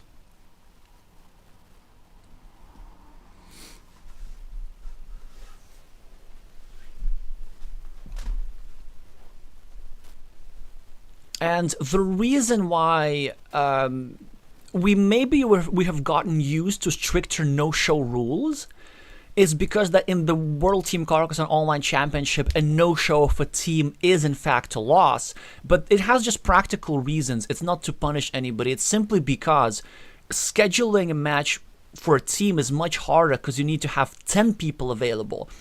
Scheduling an individual match, well, you just need to have 2 people available, so that's a bit easier to accomplish. And also, in the interest of content and spectators, the more Carcassonne games actually end up happening, the better. But I wonder, maybe like there should be a slight penalty. For example, like you get to be the starting player in both games. That would be very nice.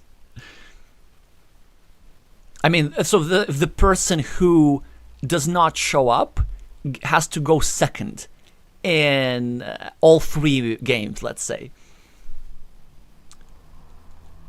Well, no, maybe even that would be a bit too much and just a bit convoluted, but...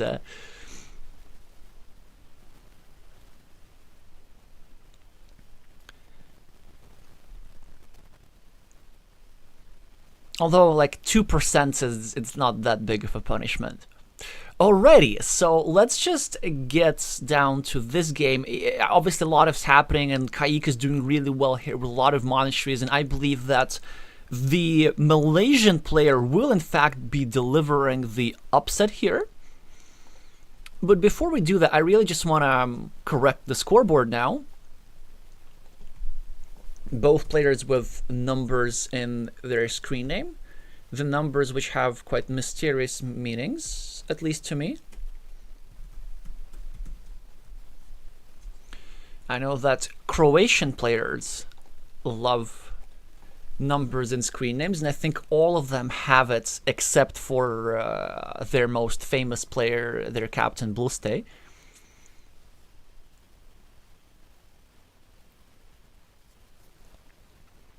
Alrighty, so what are we having over here? So plus 8 points on the scoreboard for Kaika, and an extra meeple and 3 monasteries for 23 points, whereas Posse has just 1 for 6. We have a long road for the Czech player and a chance to even complete a city after the splitter, so he could be catching up on the scoreboard. Also, he could be getting his road meeple back, and I believe that there are some tile sequences that allow that, perhaps, or maybe not. Oh, no. There's still a starting tile after this, so he could finish his city, then gets a starting tile, then gets a crossroads, of which there's still 1 remaining, or even 2 remaining, if I'm not mistaken. Kaiko, of course, just finishes their own 6-point city, and Posse doesn't have much going on over here. Also, I need to point out that a starting tile is necessary for red to connect to black's field. Although necessary is a bit of a stretch, black's field is 6 points, red field is 3 points, so that will be only a 3-point move. Well, technically a 4-point move, because he would be also adding 1 more point to his ruin at the top. Red has a lot of ruined or incompleted cities, which add up to north of 25 points in total. Great move here from Posij, trying to cover up his city. Just happens to not draw the city cap necessary because it is in Kaika's hand. I wonder if there's another city cap that goes there, and yes, there is. The one and only remaining vanilla is the chance for the Czech player to catch up on the scoreboard and get a meeple for himself. And if that were to happen, I assume that Posina is going to protect himself. But if that were to happen, or actually he could just go over here and protect himself a bit more indirectly. It all depends on the number of remaining tiles. I'll let the Czech master figure it out, but basically our plan here, as the losing side, is to draw a city cap on our next move, and then we draw the starting tile, because then not only do we get to connect to the field, but then we also score 5 points for the road, and maybe on our last move we go over here for a 6-point field, something like that. A tall order, but one that we need to be hoping for. And if red does complete this city, it will grant him 14 points. Really, only 14. Because the city kind of looks bigger than 14. Excellent defense also here from the Czech master, realizing that a crossroads was still in play. And now a crossroads cannot go over here from blocking, and I believe that there are just no blocking tiles. 1, 2, 3, 4, 5, 6, 7, 8. Okay, there's still 1 curve remaining, but as long as Pussy gets himself this city cap and can dodge a curve from his opponent, then he is still alive in this.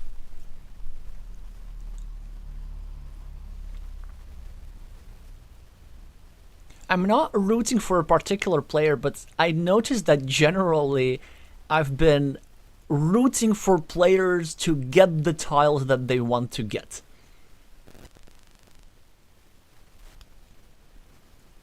Also, there's this very interesting thread, because obviously everybody's familiar with somebody who's maybe newer to the game and just like doesn't like blocking. And there's like a 10-page forum thread on Board Game Arena all about this. And I can sort of understand where it's coming from, because it's like super satisfying when your feature gets completed, or when your multiple features get completed, and if you get blocked, it's sort of your opponent denying you that dopamine hit. And this is really where it's coming from. So let's see if the Czech player can get a little bit of joy. Nope, no they can't. No joy for Czechia today. Or at least in the first hour. I mean, there's still potentially 2 more games to play. Who knows, maybe they get a lot of joy in their second game. Maybe they meeple all of monasteries. The reason why there's no joy is because that not only Red needed a city cap, but they needed a city cap right now.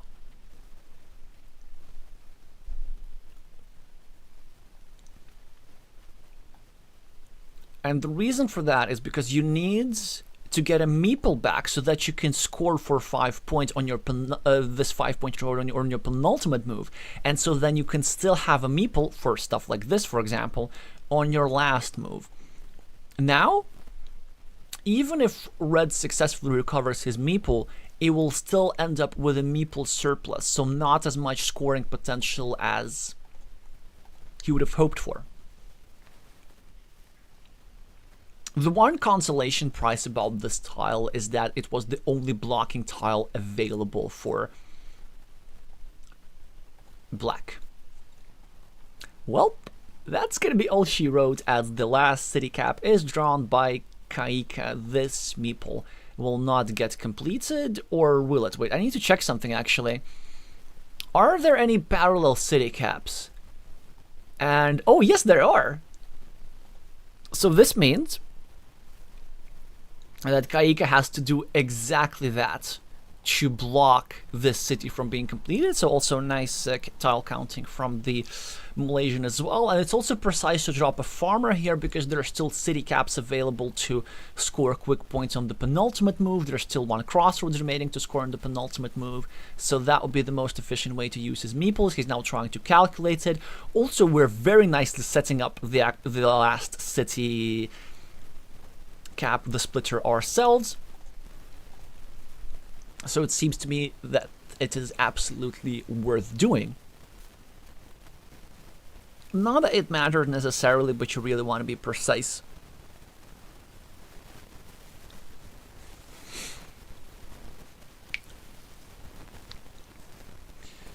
Posse with a measly straight line is gonna use it to add 1 more point to himself.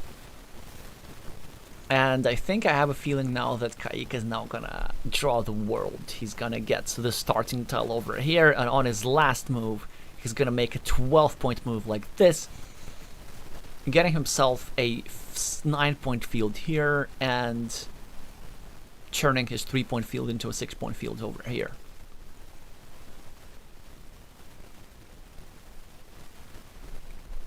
Thank you, Wise Maze, for doing some detective work. So Kaika 8C7 could indeed be their birth year. Whenever I have a screen name of number somewhere, I'd prefer not to use my birth year for security reasons. Oh no, how unlucky, Kaika doesn't draw a city cap. A poor Malaysian player. Well, hopefully we can all give them some sympathy. Actually, like, when I'm winning by a lot, I still like getting good tile draws because it's just like so satisfying to get all your setups. But I'm pretty sure a win against a Czech master who's 200 points or 150 rating points above your rating is a pretty good start of the day, or end of the day, I guess, if you're in Malaysia. The Malaysian player here is being precise, dropping a 6-point farmer, knowing that the last 2 remaining tiles are city caps, and so he'll be able to use a tile over here to expand this field, no matter what. Well, wait, not no matter what, but with a 50% chance. Anyway, this should be quite a big score difference. The monasteries plus the scoreboard plus the extra field should do the job for Kaika. And let's see what the Czech player has to say about that.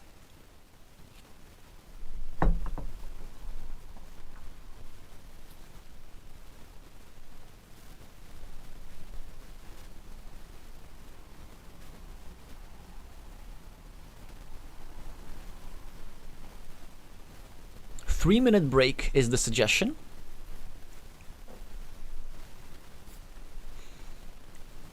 I tend to notice that a break between games tend to benefit the losing side a bit more than the winning side. It helps certainly to cool off some steam, to just forget and reset. It can sometimes help the winning side, because like sometimes if I have a difficult first game and I win anyway, or maybe I lost the first game but I won the second one and like I was on the brink of defeat, I actually need to cool down after winning myself because I just needed to think very hard. 10 points is the difference, so which means that if the Czech player were to successfully complete his city, I believe they would have been in good shape to equalize. They probably would have been winning. Hi, Miss Penguin.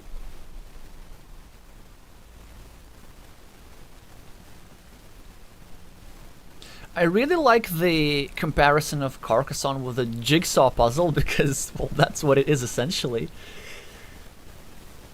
Wait, how come nobody made a board game, which is similar to Carcassonne, which like is a tile drawing game, but where your tiles are in fact shaped like pieces of a jigsaw puzzle? Although I wonder what are the benefits of that. Anyway, there is something there. Like, there is something there for sure. Alrighty, we will be starting in like 1 minute, so probably time to restock on hot beverages real quick. So I'll see you in about 40 seconds.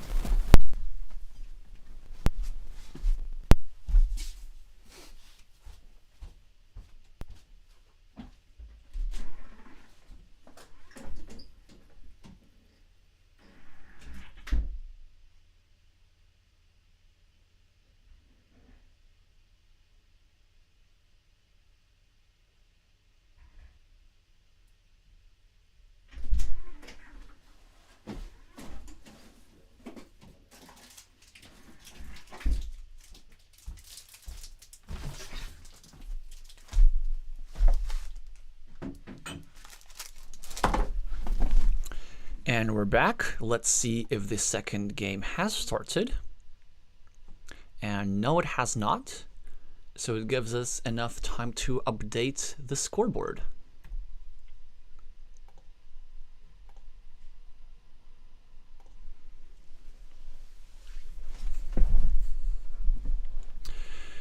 Hopefully everything is okay with Meister 3-5. Maybe it's just the case of being a bit early in the morning in Colombia. If I'm not mistaken, it should be 8:46 at the moment.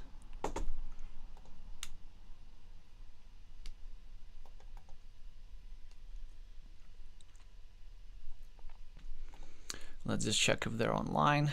No, they're not. And they haven't been online in 2 days. It's like sometimes when a player who is quite active isn't online for a couple of days, like everybody starts getting worried because nobody assumes that they just simply want to rest from board games. Everybody assumes something must be wrong. Like, you know, oh, he hasn't played Carcassonne for 3 days, he must have been abducted. Alright, let's just close all this stuff from the previous match.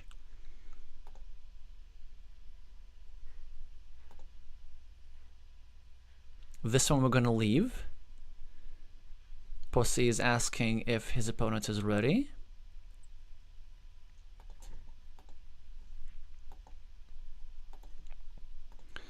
Let's actually see if they have created the game. No, they have not. Ooh, what are they playing?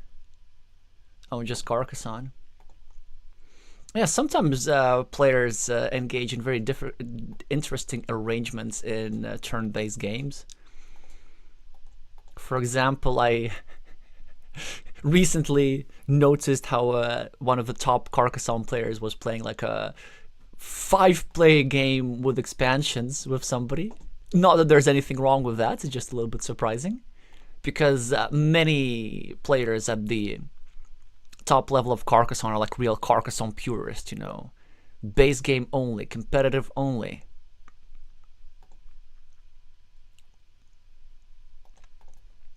I'm not necessarily that. Maybe like once every 2 years, I would probably engage in an expansion game, which is enough.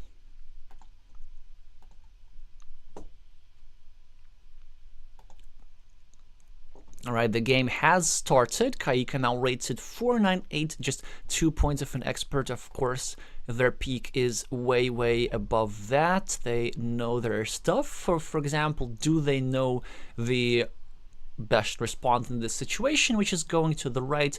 You can do this with or without a meeple. There's actually a debate here. So I personally place a meeple there, but I know many elite players who prefer not to place a meeple over here because the scenarios where you do get a benefit from the meeple are just so limited. So for example, now we see that the placement of a meeple didn't necessarily matter. Or maybe it did. Imagine this. If black were to place a meeple over here, then it would have forced to move like this. Wait, I'm not sure if that's a good thing, actually. Yeah, it really doesn't impact the game all that much. So the reason, like, by placing a meeple here is something that I like doing is because of one particular tile that can be drawn, and that is the umbrella tile. And there are some scenarios how you get to use it over here and start a new city. That is just as simple as that.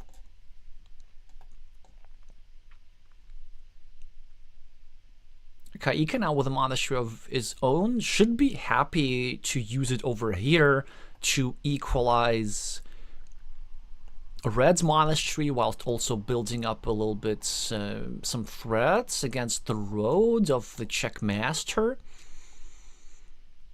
who now is the first to grab this empty city cap, and probably black's forced to chase around a little bit. Something that is worth doing. Worst case scenario, you get yourself an 8-point city of your own. Well, I mean, worst case scenario, you get your meeple blocked, but a realistic worst case scenario. So still worth a try. This tile, unless there's a city cap open, is quite difficult to play. This can also separate experts from the masters as well. So the thing with this tile, there's always like, either you're forced to start a city in an awkward location and get blocked, or you're forced to leave it alone, allowing your opponent to start a new city. The latter in the opening is far worse than the former. So I presume that we will be seeing a meeple on this tile at some point. But this appears to be puzzling for black, and they still go for the move that they have to go for. And this already puts some nice pressure against the Czech master. So where does red go now? Because normally I guess you want to go over here and sort of hide from this potential invasion, but then this would be really exposing this square against some blocks, not something that you want to be doing. There are just no good moves. I think I see one. It's actually not the worst idea to go over here, to combine the roads and maybe start putting some pressure on this square. Or just going over here, starting a new city. Or maybe going over here after all, and just allowing to get yourself restricted, hoping to... Yeah, you know what? I think I'm going with this. I don't care. We're just going here. And if our opponent places a tile here that blocks our meeple, well, first of all, we lose the city meeple, they lose a monastery meeple, so it's not a huge deal. Even though it's unpleasant to be in a slightly losing mini battle.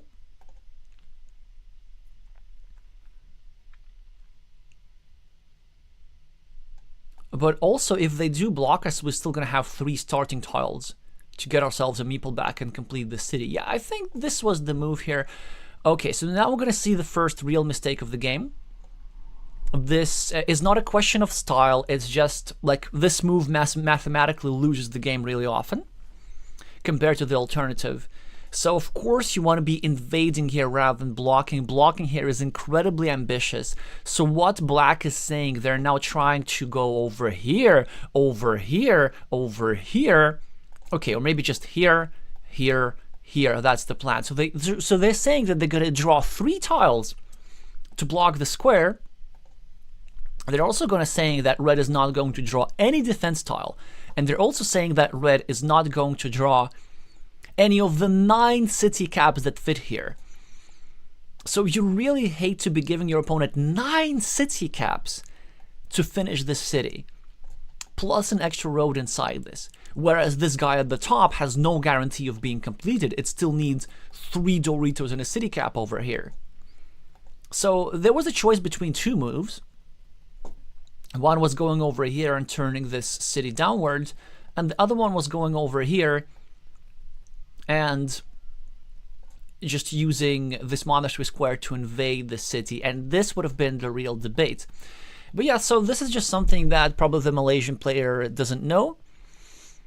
But situations like this in imperfect information games actually make the game really difficult to learn, because sometimes, like once in a blue moon, it does work. Maybe, you know, it doesn't work even like 10% of the time, maybe like 7% of the time, something like this. Like once every 15 games, this block works. And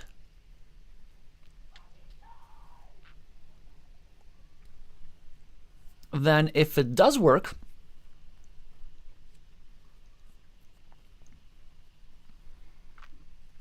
then this is very memorable, and then they might think that this is a good move. But it's very often the case, because like it's in imperfect information games, just because something worked, it doesn't mean that it's necessarily a good move. And look at this, actually it's sort of kind of working, because now there are only 3 tiles that fit into that square.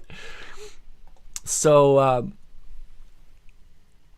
Kaika might be on to something here, but actually here's what's going to happen. He's now going to go here, and then Posse is going to get a curve and get himself not only a dagger setup, but also a 4-point road which goes through his city. Like, this is the most likely outcome.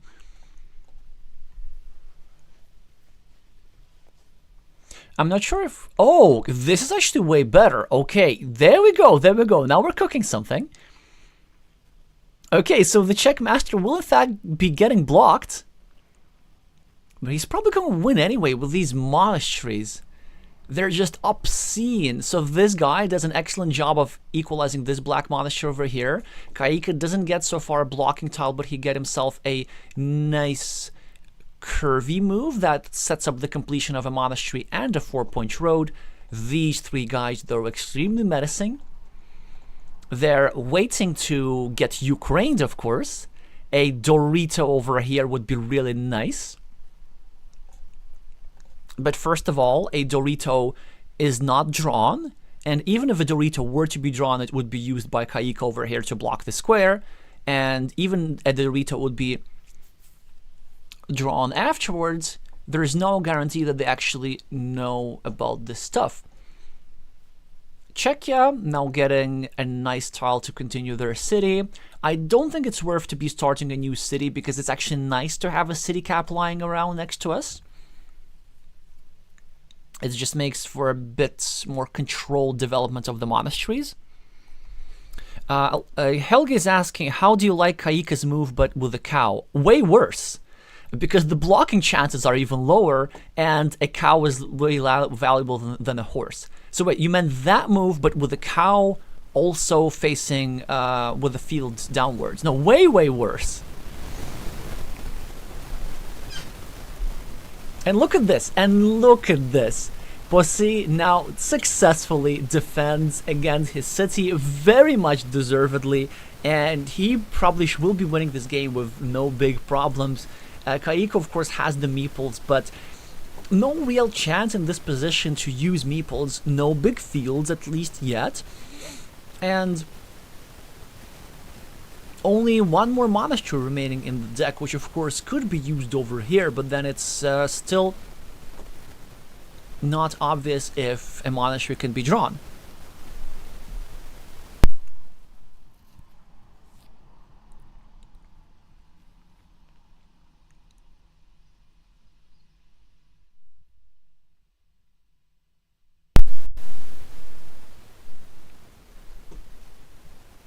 Red is building up his monastery whilst being meeple-less. Black is using his temporary meeple majority to shamelessly build up some meeples himself. Now a great tile for Kaika, who chooses to meeple a field, which makes a lot of sense, and also connect his worst road with the better road of his opponent. But finally the checkmaster gets himself a meeple back, which was not the only possible option. He could have in fact also gone over here, pre-building some nice roads going through his cities. Maybe something to consider as well. Now a city cap for the Czech player to invade over here, and this just also explains why he really needed those monastery meeple back as soon as possible. Well, first of all, this square was actually slightly vulnerable with several curves that had gone out, and second, the city at the top is getting a little bit dangerous, and now we're entering in precisely the type of position that you really want to equalize here, instead of trying to block. So the city was successfully defended, whilst the city at the top has no guarantee of getting completed and just looks like red got everything. The monasteries, and even no problem with a temporary meeple-lessness. The only damage that red incurred was the fact that they didn't have a meeple to take advantage of this 2-point road. But a 2-point sacrifice to gain pretty much everything is absolutely worth it. Now, there is still a chance for Kaika. So first of all, I guess we need to hope to be drawing a splitter tile that goes over here, and then maybe re-invade the city. But instead, he also makes a move that makes total sense, which is an effort to block that square. The plan, of course, is draw a quadruple city tile, then maybe draw something like a cow Dorito, and then block the square over here and give ourselves like a 12-point ruin against a 1-point ruin of our opponent. And this would be just enough to compensate for the scoreboard difference. And then, of course, red has all these threats. So like this area over here for red is actually threatening, let me just double check real quick, 22 points. With just 3 tiles. The tiles are curve, starting tile, and dagger. And there's still multiple instances of each tile in the deck. So this position here is incredibly dangerous.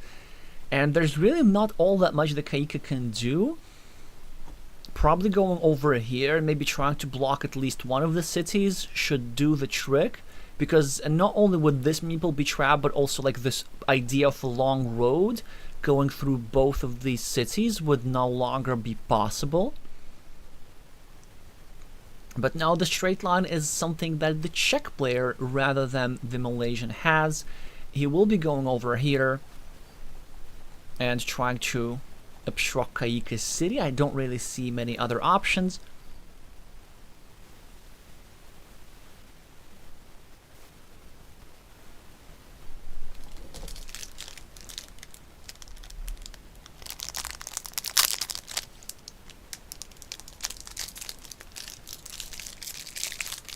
The Czech player has 1 minute and 40 seconds on their clock.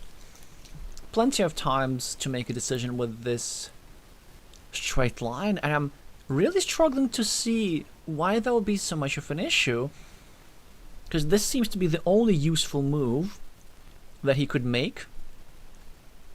Maybe with his lead, he's concerned about black drawing a butterfly tile and then meepling this road, and then overrunning the big roads with like 12 points. Maybe that's the issue here. Maybe he doesn't want to give black an easy field platform, because let's say if he goes here, black gets a starting tile, and then black of course drops a farmer to anticipate these 2 cities in the main field. Maybe also...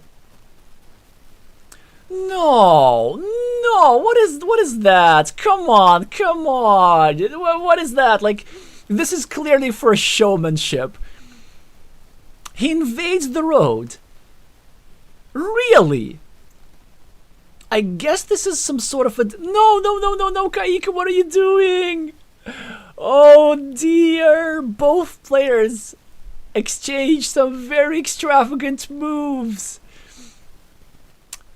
Oh well, we're having ourselves a lot of fun here. So Pussy of course gets a tile that goes over here, but because he was meepleless, he is not able to use this road, so this road is still up for grabs. And like this invasion here, I wonder what I think the purpose of that was not so much to invade the road, but simply prevent Kaika from invading the road, I guess. But now Kaika is able to take advantage of this 5-point road because Pussy was not able to meeple this road himself because his meeple was busy doing whatever that was. And now as a result, his city is compromised, and then the Malaysian player has some real chances.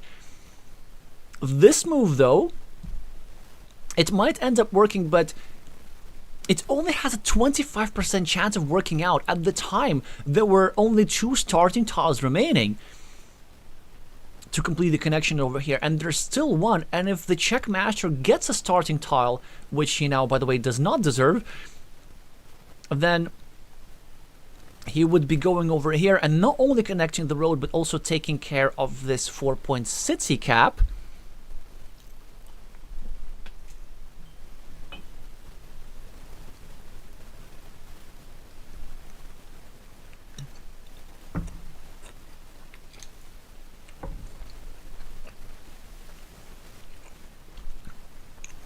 I mean, say what you will, but at the very least, this is fun to watch.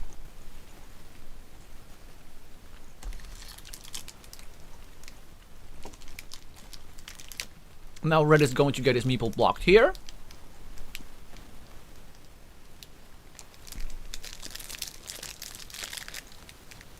Wait, actually, the more I think about this, I don't hate this move necessarily. Because sometimes you just get the meeple back very quickly from this, and you prefer to have a meeple on this road just so that your opponent does not have a meeple on this road. But it will end up costing Pussy a lot. Like, it will end up costing him this road and this city ultimately. Black is now trying to really play against Red's meeples. Red, of course, gets a curve to get himself a monastery meeple back, fully consolidating and prolonging his scoreboard leads. Kaika with a blocking tile potentially, yep, decides to go over here, take care of this square.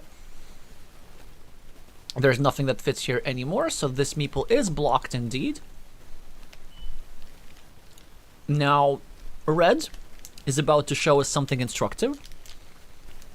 Many intermediate level players will be thrilled at this tile because they could go over here and unify their 1-point city with the 8-point city of their opponent.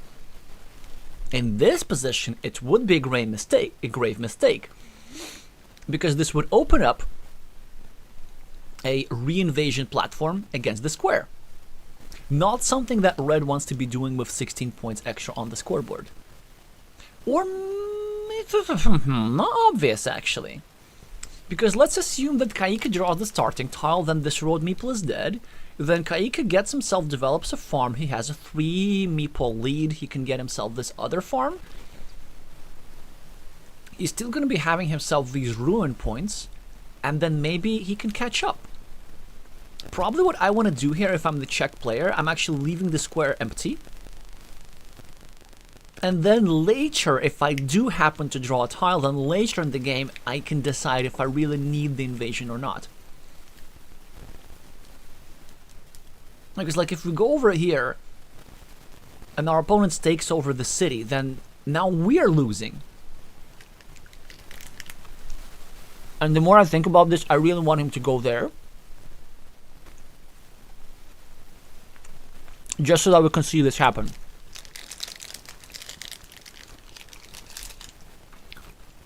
As a Mind Sports commentator, I tend to let my intrusive thoughts win.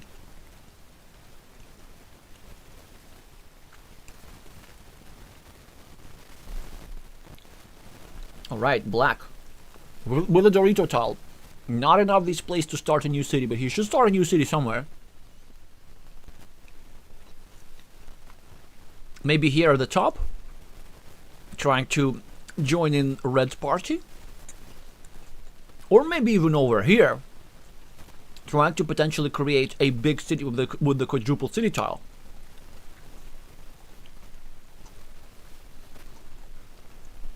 I don't think we're just desperate that yet. We just first need to see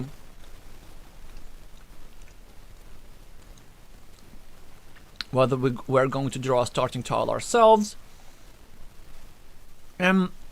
Black now with a farmer, which is of course severely misplaced. I can understand the desire to spend meeple and drop farmers, but 3 meeples is not that much, because after this farmer, black has only 2. And this field will stay at 6 points. Like, there are really no green squares for further development. If you're gonna be meepling these farms, at least wait for a splitter or even a curve or just anything. So this is the tile that helps him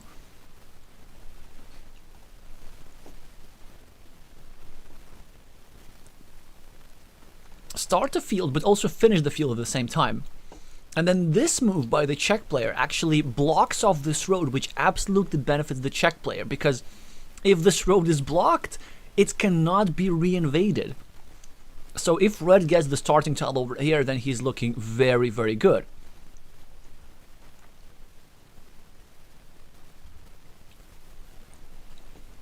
And I think that the purpose of this move was exactly to block this road, because, well, blocking your opponent's meeple is a good thing normally, but black simply didn't realize that blocking red's road is not necessarily in his interest.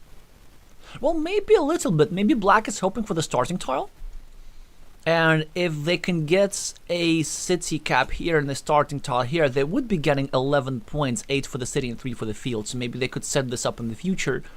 But black was really not that far behind to be going for desperate stuff like this. Because even though they were down on the scoreboard, they had more points on the board and still meeples to play. And now, of course, they can invade besieged cities in the top, but there's still 2 splitters remaining, so this could really go well for the Czech player, who now is definitely going to play this straight line over here, rooting for a splitter. An alternative is to go over here and create an evil hamster, which probably benefits Kaik a bit more than him. Actually, no, I think this move still makes sense. So the priority probably is still to go here to set up the splitter, and then with our next move we go here. So now whoever draws this tile benefits quite a lot. And it seems to me that if Kaika gets the road monastery plus the starting tile, then he should win.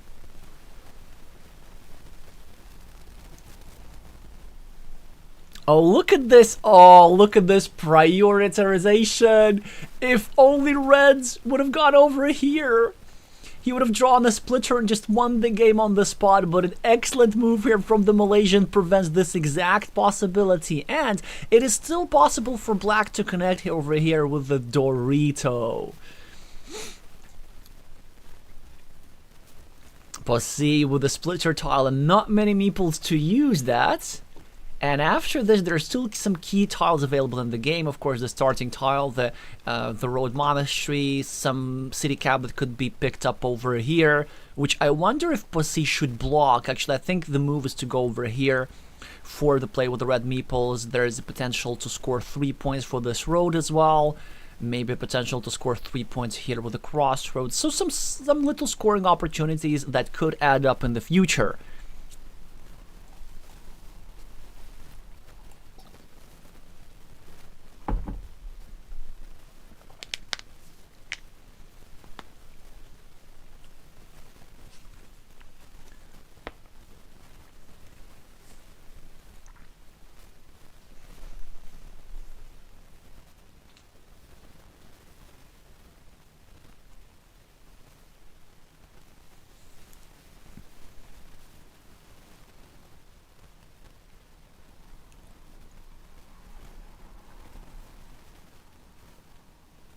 He's now trying to block the connection, which makes a lot of sense, but a wonderful tile for Kaika to not only defend the connection, but also to score 4 points in the process. And this move would also make the connection less risky, because imagine if before this tile were here, Kaika were to draw a Dorito tile, then if you were to draw a Dorito tile and connect, then red could reconnect here in theory, but after this move, black will make sure that a reconnection is no longer available because the square is already covered. It looks like the Malaysian is turning this around. Regular Dorito for Pussy probably wants to go over here and finally block the square, and this is exactly what he does. Nice recognition. Kaika now looking to either continue his ruin or maybe go over here and block that square. Also, I need to point out that this is the penultimate tile of its kind. So we might be in a situation where red will have to draw a tile that goes over here, but red might run out of tiles. So there is this cow, and there is one more cow like this still in the deck. So it's not obvious what's more important as black, to clean off the city cap by going over here, which wouldn't even be a full cleanup, or just take the full point and maybe give yourself a chance to permanently block the square.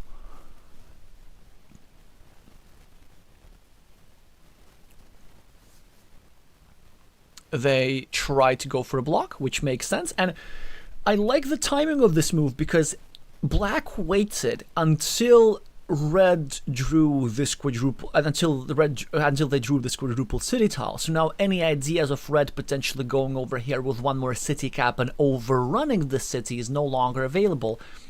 Red, of course, has, well, not an easy decision actually, but he chooses to take the 3 short point rather than defending the 50-50 chance of invasion over here. Kaika gets himself the city cap and climbs in closer on the scoreboard. Now the Malaysian's looking strong here, but Pussy gets himself the game-winning tile that grants him his long 13-point road, which unfortunately for Kaika is also blocked by Kaika himself. He cannot even reinvade. He just has this measly 6-point farmer, and with that I think the Czech player should be taking care of business, unless we go over here or over here, develop the field with a couple more city caps, then we draw the Dorito tile to connect here, then we maybe draw this triple city tile so that our opponent does not connect here, or maybe we draw some kind of block beforehand. We can even block here if we're so concerned. I don't think we're that concerned. And then, of course, as black, we could draw the road monitor that goes over here nicely for 9 points. These are lots of tiles that need to be drawn. Sadly, I don't think there's simply enough time to do that. So he decides to go for a block straight away, and the Czech player will be drawing both of the key tiles and winning the second game big.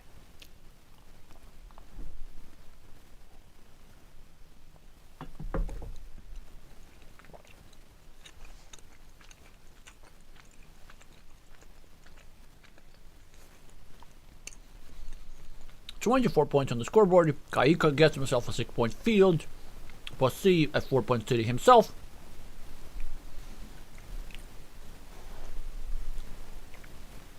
We're probably going to see a field development effort by the Malaysian now, just a little bit too late.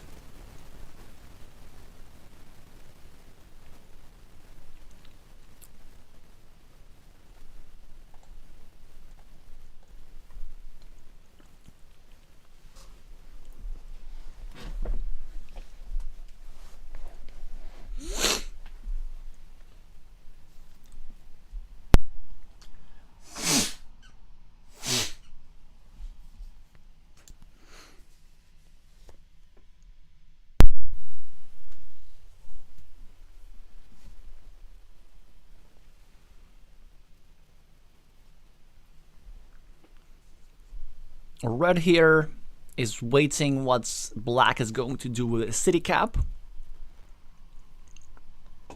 I wonder if we can still drop it in one of the fields and get another city cap.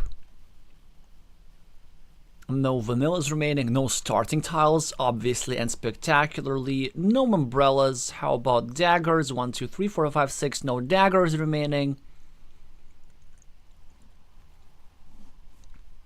So I guess the only remaining tile to build a city is this one over here. One of these guys is still available. So maybe a move like this is in order. Trying to hope for that tile over here.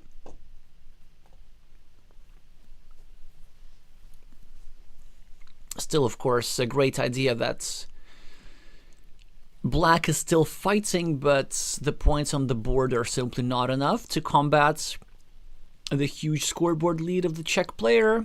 6 point for the farmers here, 9 point here, 6 here. That's actually a lot. That's 27. No, wait, that's 21 farmer points. Wait. Am I underestimating the Malaysian here? 24, so 28. Wait a second. The game is completely equal.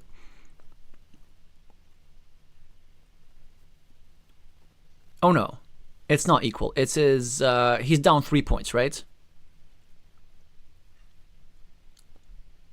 Oh, but that's even better. He just takes the 3 immediate points straight up and meeples the road. Or I want to think that even better. Oh, no, it isn't. That's because, of course, Posse can meeple a 6 point field there. Yep. But I'm kind of surprised that the game was way closer than I thought it was. And that was a nice 7 point move, of course. But now immediately a 2 point lead is reclaimed by Posin. He still has one more meeple to do something about this, to improve his situation somehow. Yeah, this tile would have really been pleasant to draw by Kaika, because then he would have gone over here and continued his field that he sort of himself blocked. Now, the Czech player with a couple of scoring moves, Kaika with a curve, is going to get himself a 4 point road. And the Czech player is going to get 4 points for the city with the parallel city caps. And then with that, win by 6. I think they're winning by 6 only. That is interesting.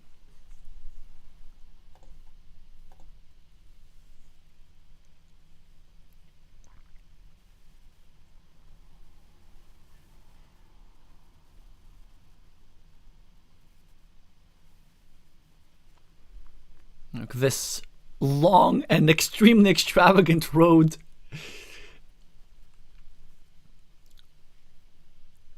is what's gonna give Red the win. Yeah, very unusual game to say the least. Both players with quite the extravagant choices. I guess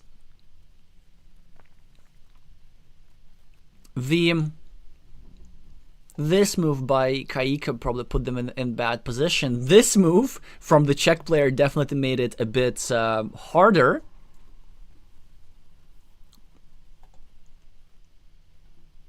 Oh, wait. The difference is greater. Oh yeah, I kind of forgot about this road. I forgot that this road actually scores points. So yeah, so he wins by 6 plus the 13 road points. Oh dear. Yeah, so I maybe just trying to add a bit more intrigue into the game that actually was. So this was really a key tile, and so was this. But actually, now that I think about this, if Kaika were to draw the road monastery, then that's an 18 point swing. Then he would have been absolutely capable of winning this game. Overall, I think that the Malaysian player actually played really well, except for, well, these 2 moves. Well, and this one actually, because it just ended up helping Posse. So just some tactical misses, but overall strategically some very sound ideas of getting control of the field, trying to counter your opponent's monastery by using your temporary advantage for good, invading this over here, and a stellar move from black, trying to defend this square over here. Red, in the meantime, with a bit of easier decisions, but still managed to build the monasteries properly in a way that never threatened them. Also forewent the temptation of invading over here, realizing that it's not a good idea to open a reconnection opportunity, so he saved his bacon right over here on the left. And, well, this move, of course, I am just simply grateful for the content. That's all that I can say.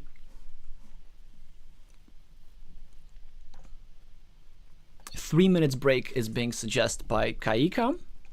So time to replenish more hot beverages. So I'll see you in about 75 seconds.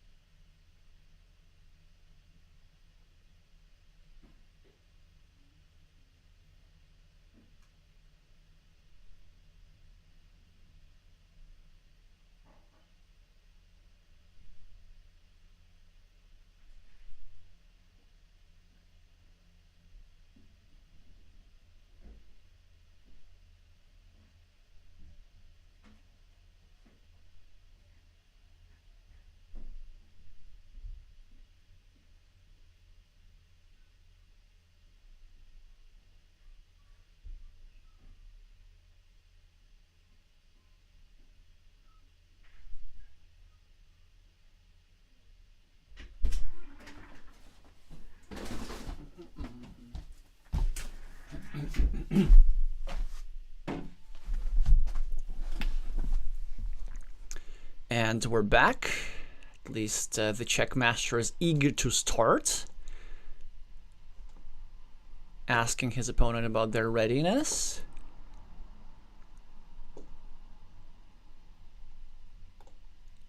And the game has in fact started already 2 minutes ago. Oh no, we're just here for the start, as the Malaysian has the starting position again. Starts with a fantastic tile, now build up his city. I like that move, not hoping to complete his city too soon, but instead shielding himself from invasions. Proceed with a straight line. 2 opportunities here. He could go over here and simply start a new road, but actually that's not really a mini battle that you want to be in. It also opens up a nice monastery spot, so instead he goes for the blocking approach, which is what you should do. Kaika now has a chance to just try and run away with them as soon as Posse goes. The move is just to go here. Then, let's say even if he draws some sort of like a nice tile that fits here, then immediately Kaika will be able to draw a defense. So actually, when your opponent is attacking and creating one attacking platform, it's a good thing to do what the Malaysian just did and create a second attacking platform, just because when your opponent uses one platform for attack, you can use the second platform for defense. And also great tile for the Malaysian. Definitely cannot be complaining about his draws over here, as he covers up his city nicely and also equalizes a potential 6-point road. Still 0-0, but a great position for the Malaysian. So the Czech player really needs to draw some good things. For example, he was hoping for a dagger plus Dorito combo maybe, or something like the tile that goes over here, like a cow tile that adds points to Kaika and expands his city time and platforms for red to invade. Red only starting a 2-point road, that's the best that you could do in this position, and now this is the test for the Malaysian player, whether or not he knows his tactics. So a super tempting move is to go over here and to try and finish his city quickly, because this would increase the number of square, but this would also open a potential for an invasion with something like a Dorito with a road or any of the multiple city caps available. So the move here is actually not to continue either of these cities, but instead start a new one, maybe over here or over here, just putting a bit of pressure on this square. The thing is, like, the thing with this move, it's actually not that bad because the square is a little bit covered, but you do finish your city a bit more often if you just don't place anything here that is not a city cap or an extender. And then needless to say, you really don't want to be adding a tile over here because this is a way to get 2 of your meeples blocked. Something like a big city tile that can go over here, then the curve here, straight line over here, blocking the square, blocking this guy, blocking guy, getting a meeple majority, developing a big field, winning the game plus 30. This is what's going to happen if you place this tile over here. And the Malaysian player finds the best move in this position, and look at this.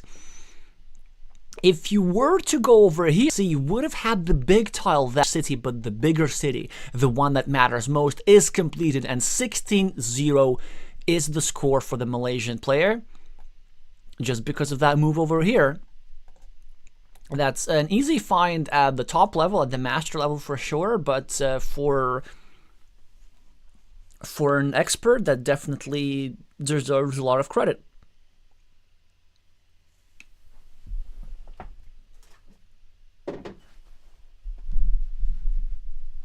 Red with a curve, looking to maybe do some breaking, some damage. This move is reasonable, trying to separate the 2 roads and maybe put some pressure on this square. So is this, opening up a monastery spot. But this move is my favorite, and I'm not saying it just because the Checkmaster played it. I saw that idea, okay? I'm not sure about the farmer, but the farmer makes some sense. And the idea is that we're going to be blocking this square. Of course, we're also putting some pressure against this black city too, but we're going to be blocking this square. And we're going to be trying to separate these 2 roads, get ourselves this meeple back, and not allow black to get his meeple back. And of course, black sees right through all that, and it unifies the 2 roads, not allowing that exact plan to happen. Czechia with a big cow tile. Maybe going over here, disrupting Black City and the monastery spot is a possibility, but that would also really severely restrict his own field. So how do you deal with that? Well, the answer is maybe don't rush the farmers in the first place, but the alternative is just to build up his own city. Black is trying to block very quickly, but also I like this move, but there was another alternative available, going over here and trying to set up a complete block with a Dorito tile.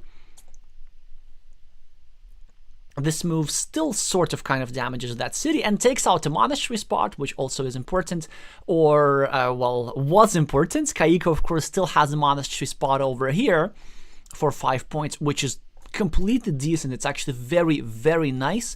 But many players are reluctant to place monasteries next to crossroads because you're thinking, oh, I need a very particular tile. Well, what the chance that I'm going to draw the tile that fits there? Well, I can tell you, 88%. or even a little bit more, but 53 tiles remaining, like a bit closer to 90 actually. He goes for a 4-point move, which is still a totally respective move. This move on the left was just better, just because it sets up this move so nicely.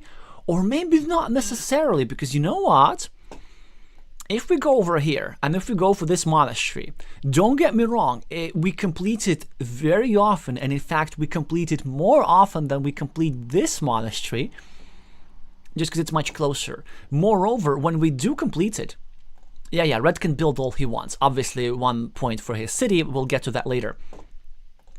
And black is building his monastery, which makes a lot of sense. But let's say if we go over here, we actually can complete our monastery like this, and get ourselves a 6-point road in the process, with the road with a bunch of straight lines and curves going around the monastery. But the one downside about this is that all this process will be expanding and just blowing up red's field. Because as soon as a tile is placed over here, red gets access to all these wonderful green squares. At the moment, red's field is still fairly limited, and for example, if our city gets blocked here, then red is probably also getting his farmer blocked on this side, and there are a lot of scenarios how he gets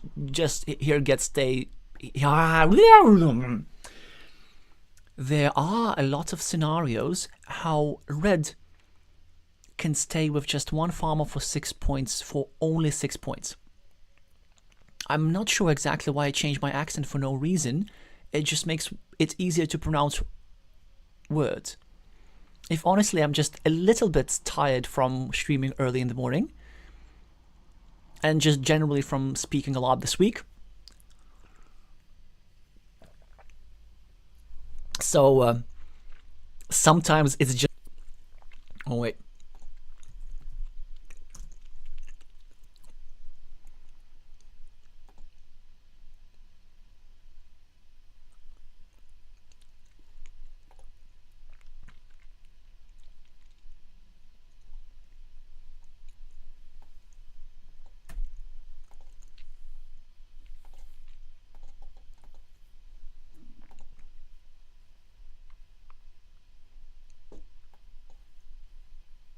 Oh, did we have some sort of difficulties? I'm not sure. I'm not sure really what happened there, but we must have lost like a minute or so of the stream. Well, only a couple of moves have been made. Posse is now starting a new city, whilst also obstructing Kaika a little bit. The Malaysian is building up his city on the right with some success. So much so that red might choose to invade this city immediately rather than finish his city on the left and create a threat of blocking black. Given the fact that red is a little bit behind on the scoreboard, he might just choose to go for the aggressive move at first, then wait Kaika to build up a couple more tiles next to his city and only then invade. But that would be an extremely risky endeavor, because let's say if the Malaysian gets a Dorito tile and place this over here, then suddenly there's only one reinvasion square and only one tile that fits here for reinvading, namely this dagger over here, only one of those remaining in the deck. So that's why the Czech player decides to be disciplined and initiate the invasion immediately. Another starting for Kaika, another starting tile for Kaika, something he wishes he had in his last game. And he decides to start blocking his square, which I think is a bit misguided, just because there's so many tiles that still fit there. Or, well, I don't need to be exaggerating. It's an okay move. I would have preferred maybe something a bit different, just starting a new city, simply because Posse was able to draw this tile anyway, and so we ended up just spending a move for really not a lot of gain. Then what else we could do now? Curvy tile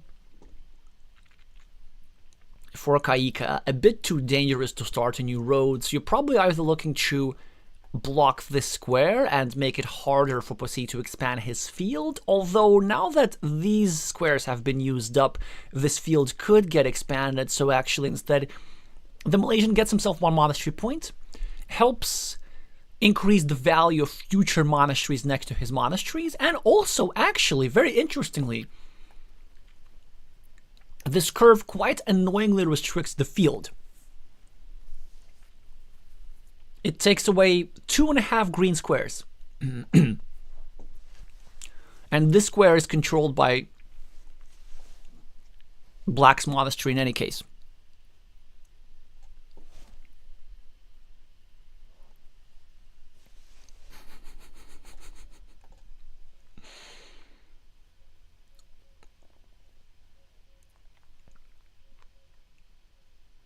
Red decides not to start any new monasteries, kind of running short on meeples, and this position is not as strong as it was a few moves ago when I was suggesting this, because at that time there were still 3 of these guys remaining.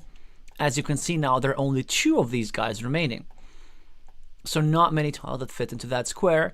And Kaika now with a wonderful tile where he's just thinking where exactly to invade the city, and there is an easy answer to this. There is an easy answer to this question. You go over here. Okay, it's not an easy answer. I'll explain in a second. So the reason I really like the invasion over here still is the fact that any potential platforms for re-invasion, which are here, here, and here, are all the same and all require a city plus road tile. Something that is not in plentiful supply in this current deck, and if you go, let's say, over here, then there are multiple options for your opponent to reinvade, for example, with any city plus field tile over here. In addition, this move would give an additional green square to Red's city, to Red's field, it would expand it, it would give Red some chances to maybe go over here with a city cap, build up his field whilst also trying to get himself some blocking efforts against this square. But I think the reason why the Malaysian player is having his doubts is because this is the last tile of its kind, and it is the last tile that fits over here in this square. And so what could happen, imagine if he goes over here, invades his city, and Posse gets something like a Dorito tile. Then Red could go over here and just block the square, because this is the last tile that would fit it.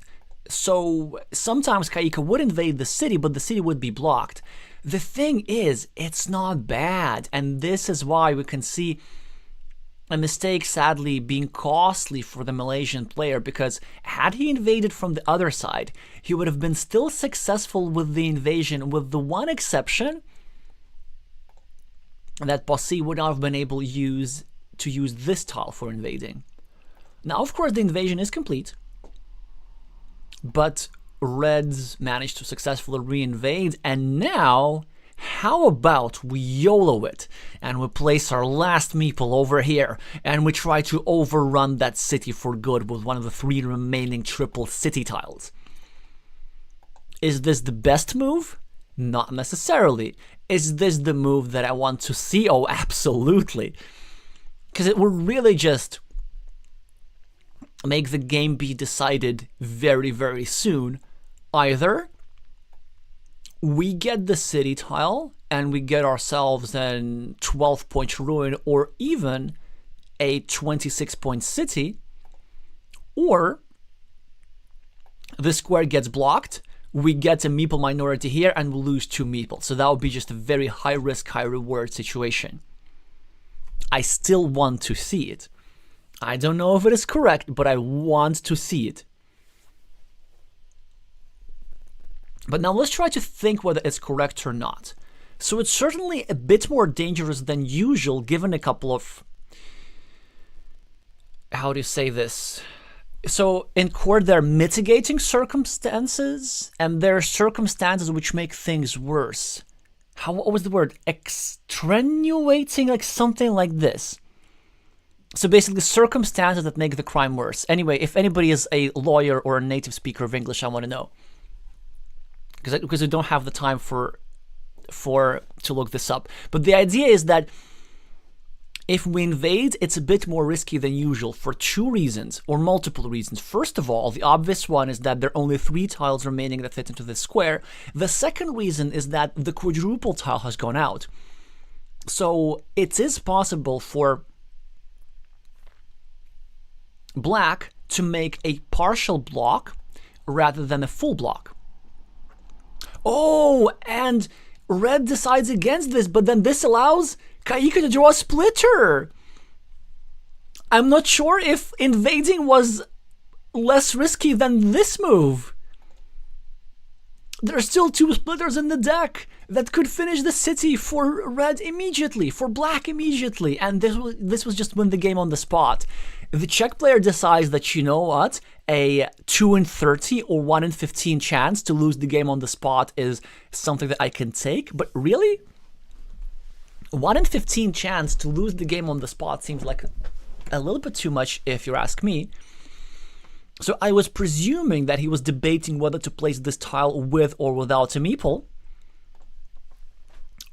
the risks of which also were great. So only 3 tiles, the quadruple city has gone out, and the third factor, the third of the 4 factors, is the fact that this straight line gives back an easy 4-point road, which can be used for Kaika to create a blocking platform with tempo. So you take a crossroads, score 4 points, and then you threaten an invasion. In any case, an invasion will likely to be threatened, so we probably will have to invade, and we'll have to defend, and we'll have to defend towards a 50-50 perhaps. Kaika in the meantime trying to save their city on the right, which makes sense. Although I would have preferred just a Dorito tile here straight up, but I guess this also sort of kind of works. Oh yes, it does. That's actually really smart, because the combo that the Malaysian is hoping for is not your usual road Dorito field Dorito. It is actually dagger plus city cap, and there's still 3 of each remaining, so that's some very wonderful city building. He also recognizes that there are not many city plus road tiles remaining that could block the square. And the majority of those city plus road tiles are needed by Pussy somewhere else. And there we go! The splitter for the win for the Malaysian. I don't think there's coming back from this. Look at this. The Czech player sort of like thought that, well, invading is too risky. But turns out that not invading is riskier. Oh dear, oh dear. Thank you, Darkrit. Extenuating circumstance. Yes, that was the thing. So, despite the extenuating circumstances in the form of a low supply of triple city tiles, an easy blocking platform, and low chances of completing the city in the first place, it seems like it's something that Red just had to go for. Well, Red has his consolation prize of a 6-point city and a 4-point road, actually minus 19 on the scoreboard. And since Pussy is a master, they will absolutely be devoting their best efforts to make a comeback in this game. Kaika now just needs to keep the position closed. For example, the worst move that Black can do is to do something like go over here, drop a farmer. But I know that some players, some even expert players, still do stuff like this. Probably, what do we want to do? I think we want to either start a new monastery here, given the fact that there's still 2 monasteries remaining, or we just want to take the 3 points over here and unify the 2 fields. Wait, I even doubt that it's worth doing. Can we just take 2 points over here? Is that crazy? Okay, he goes for the monastery. Excellent idea. Because now that I think about this, it's actually not in Black's interest to unify the field. This guy scoring 6 points, this guy scoring 6 points. So if you unify them and create one big 9-point field, well, all this does is gives the side with the meeple majority 9 points up for grabs. In the meantime, by the way, a bit of compensation for the Czech player in the form of this blocked city over here. So now this dagger plus city cap combo is no longer working, and in fact there is no combination of tiles available in the entire deck of Carcassonne that would fit over here. And in this particular deck with this run out, there is even not a single tile that fits in this square anymore, so that's a pretty straightforward block.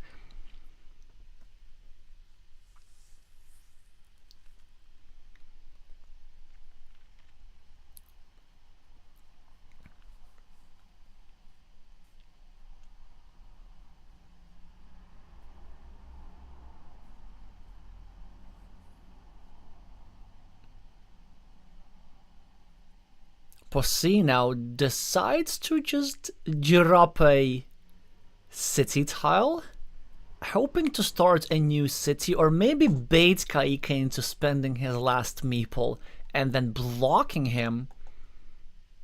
Yeah, so probably as black, I don't think you need to bite. You just do something like this. Or maybe even something like this. I think that was stronger, setting up yet another monastery. Yeah, because this move allows for some blocks. You see all 3 daggers have gone out, so this plus this blocks the square completely. So with this particular tile run out, 1 square to the right was more precise, and Kaika will be losing his meeples as he does not get a defense tile. So some chances for the Malaysian. Still a big lead. All he needs to do is just score points, stay out of trouble. Gets 2 points. It looks like he's dropping a city cap in red's field, but this is not the case because there are no tiles that fit into this square.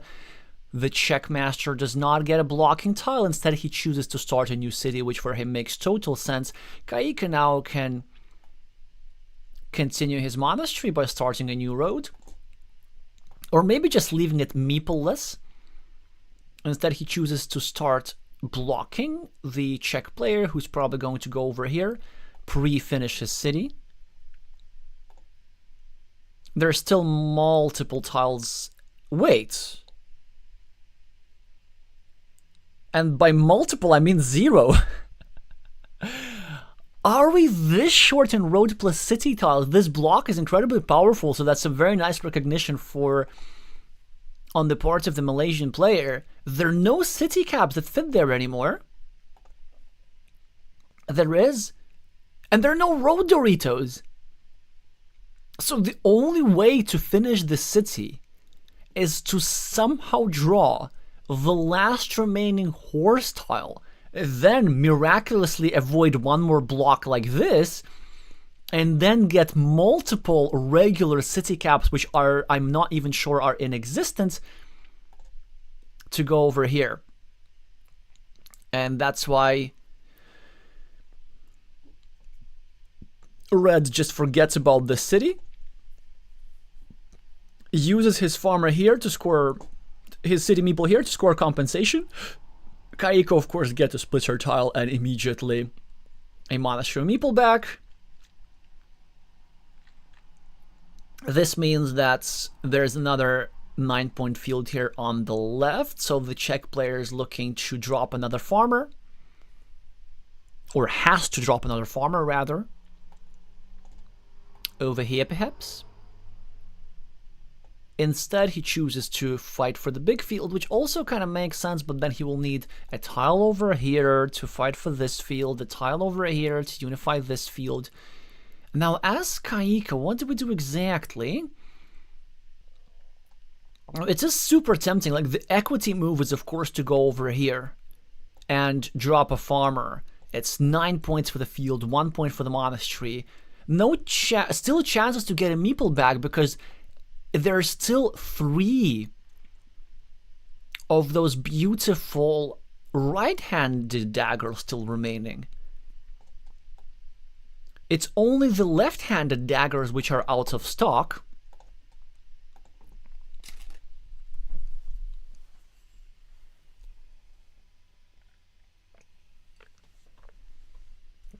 I guess, a sentence that you could hear in a weapons shop somewhere. And Kaika does drop a farmer, but actually I really don't like it. And because Posse has the meeple majority and he can actually try and win this field outright pretty easily. Of course, Kaika is trying to prevent that from happening. A dagger for the Czech player will still be used somewhere. I wonder if it's desperation time.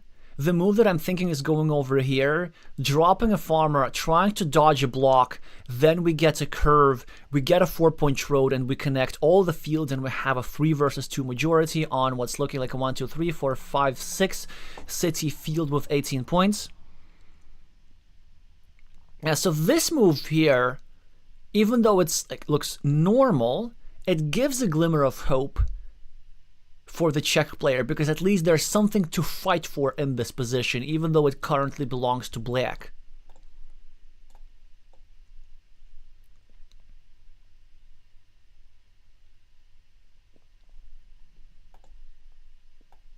Also, I noticed, wait, it's actually not a bad thing at all. Imagine if we go here, and if our invasion is somehow blocked, so let's say our opponent gets a curve, and then they place it over here, thinking that they've blocked the square toward the crossroads. Then we can say, okay, great, then we're just gonna get a crossroads, because a crossroads does, in fact, a crossroads plus curve combo does in fact connect all the fields with some extra road points, because this meeple does not have to, okay, so this farmer does not have to go through the outside like normal. He can also sneak in like this. And that's some great spatial vision on the part of the Czech player, and really nothing much that Kaika can do about this, not with this tile for sure, just uses it to make a simple blocking move. Red now successfully invades with extra value. Red has the majority on the big field. The big field does not have many attacking platforms. Kaika with a tile that he uses to completely block the square, which still makes sense. Posse behind 22 points on the scoreboard, but he's in control of the big field. Probably still losing, but now he can go over here, take 3 points, bring in this farmer, then hope for this farmer, but he decides that 5 points are better than 3 points, and he's completely correct, because this is how arithmetics work. Kaika with probably a scoring move just to take out the city cap. Also, thank you, Helge, for pointing out in the chat that there is still a road monastery that would have connected this farmer to the field. So this was actually not risky at all. Posse with a scoring tile again, looking to get 3 points, I presume. And then looking to get a curve and connect these two meeples. And maybe get the last crossroads and connect these in that order. And will that let him win? I don't think so still, because Kaika has a monastery, but it will make things really close. Wait a second, the farmer is going to be worth 21 points. I mean, the big farm, upon unification, it will have 7 completed cities at the very least. This city cap can no longer be used. There's just nothing that fits here. In fact, the last tile that would theoretically fit into this square is the one that the Czech player is holding in right now. He's looking to probably go over here and score the points. I don't think there's a lot of merit in finishing a shared city and dropping yet another farmer, because he's too far behind to be the shore. And now the Malaysian player needs to stay calm and just go over here, or over here perhaps. But I really like a move that goes over here because it takes care of the city cap. The city cap can be used still for scoring.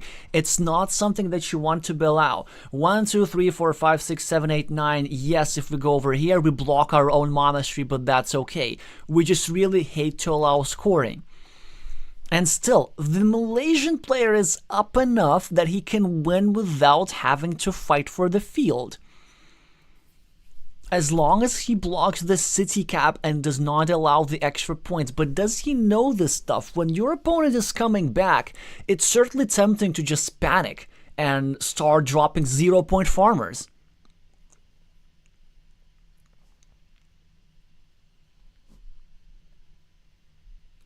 Will we witness here the comeback of the week?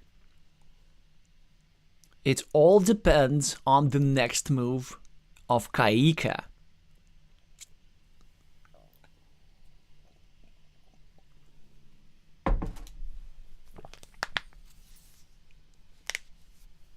This match has been going on for over 2 hours, and even the next match has started.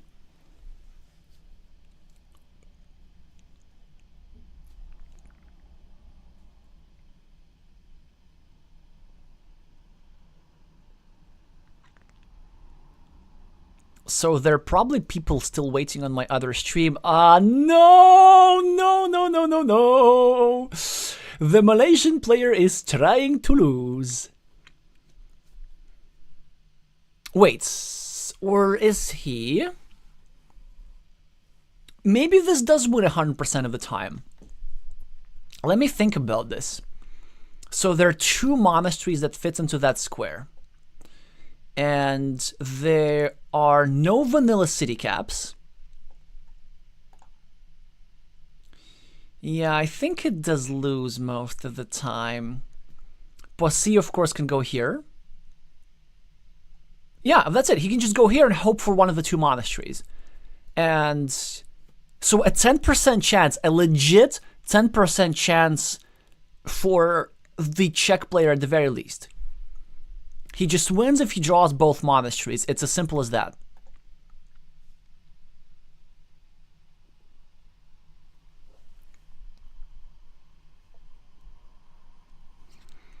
Cadleo is asking, do you guys memorize the tiles, or can you look at what's left during the game? You have to memorize the tiles, yes. So that's actually an interesting question. But so at the moment, I'm not using any tile counters. I'm just speaking everything from memory. There was a big debate whether tile counters should be allowed. For example, there are some pieces of software which you can install that just show you the remaining tiles. And after debates in the community, those are considered very, very illegal and a form of cheating. So you're supposed to memorize the tiles and then kind of count things out as we're doing right now. I think for streams, it would have been interesting if there were, in fact, tile counters available. Just because, like, for viewers, it's more interesting to see what the tiles are. We can see that Kaika successfully invades the field. So the field is now equal. And I guess what the Czech player has to do is now try to reinvade. It's actually super easy to do. He just needs a road monastery. It's a 33% chance of successful invasion. Really just dropping his farmer almost anywhere. Although he needs to, yeah, this works. And 1, 2, 3, 4. Oh, this is even better. This is just so brilliant. This move allows 2 tiles for invasion. Because 1, 2, 3, 4, 5. Wait, no! Come on! No. It's an oh, come on! This was a miscount from the Czech master. Because you would have invaded just from literally anywhere else. For example, a move like this. Wait, a move like what? Actually, yeah, that's easier said than done, huh? Well, anyway, there was probably an invasion available somewhere. Because he did get the monastery, but his invasion got blocked.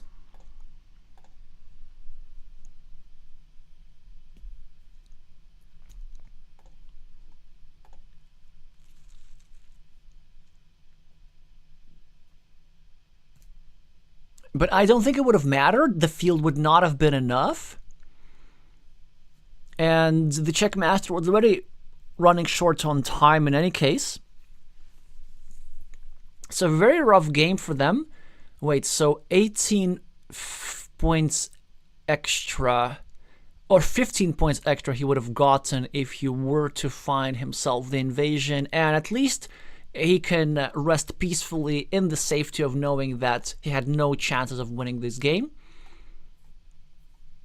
A pawn over here. Yeah, Kaika is saying that there was a connection platform on the right, perhaps? Yeah, there was a connection platform on the right. Wait, how did we do that?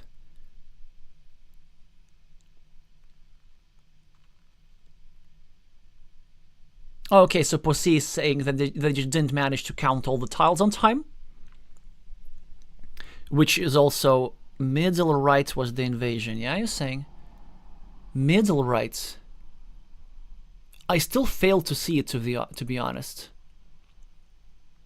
Middle right. Ah, here, like this. Then the invasion is unblockable.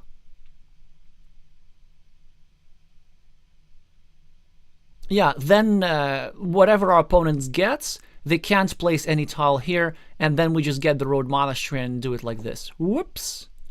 So then we would have gotten 15 extra points comparison to what the game, but as Posey is saying in the chat, it still would not have been enough.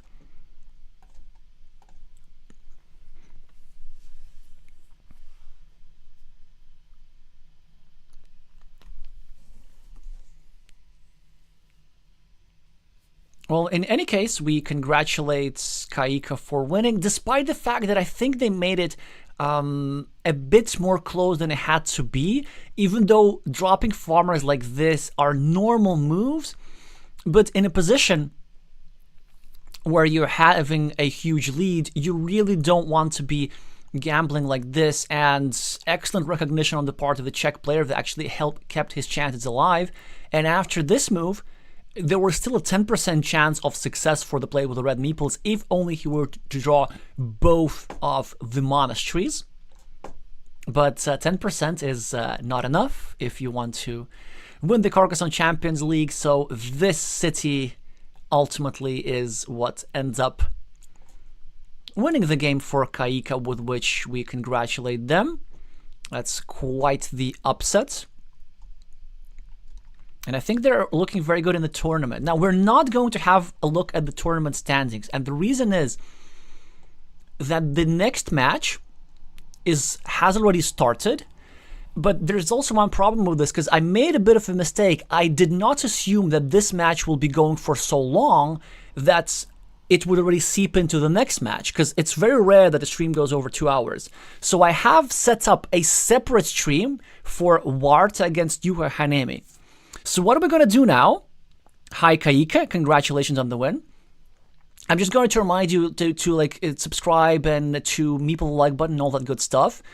And then we're going to take a 2-minute break. I'm going to stop the stream. I'm going to start the other stream that I have set up. You're going to see a link in the homepage of my channel, which is a separate stream for just Warta and Yuha Hanemi.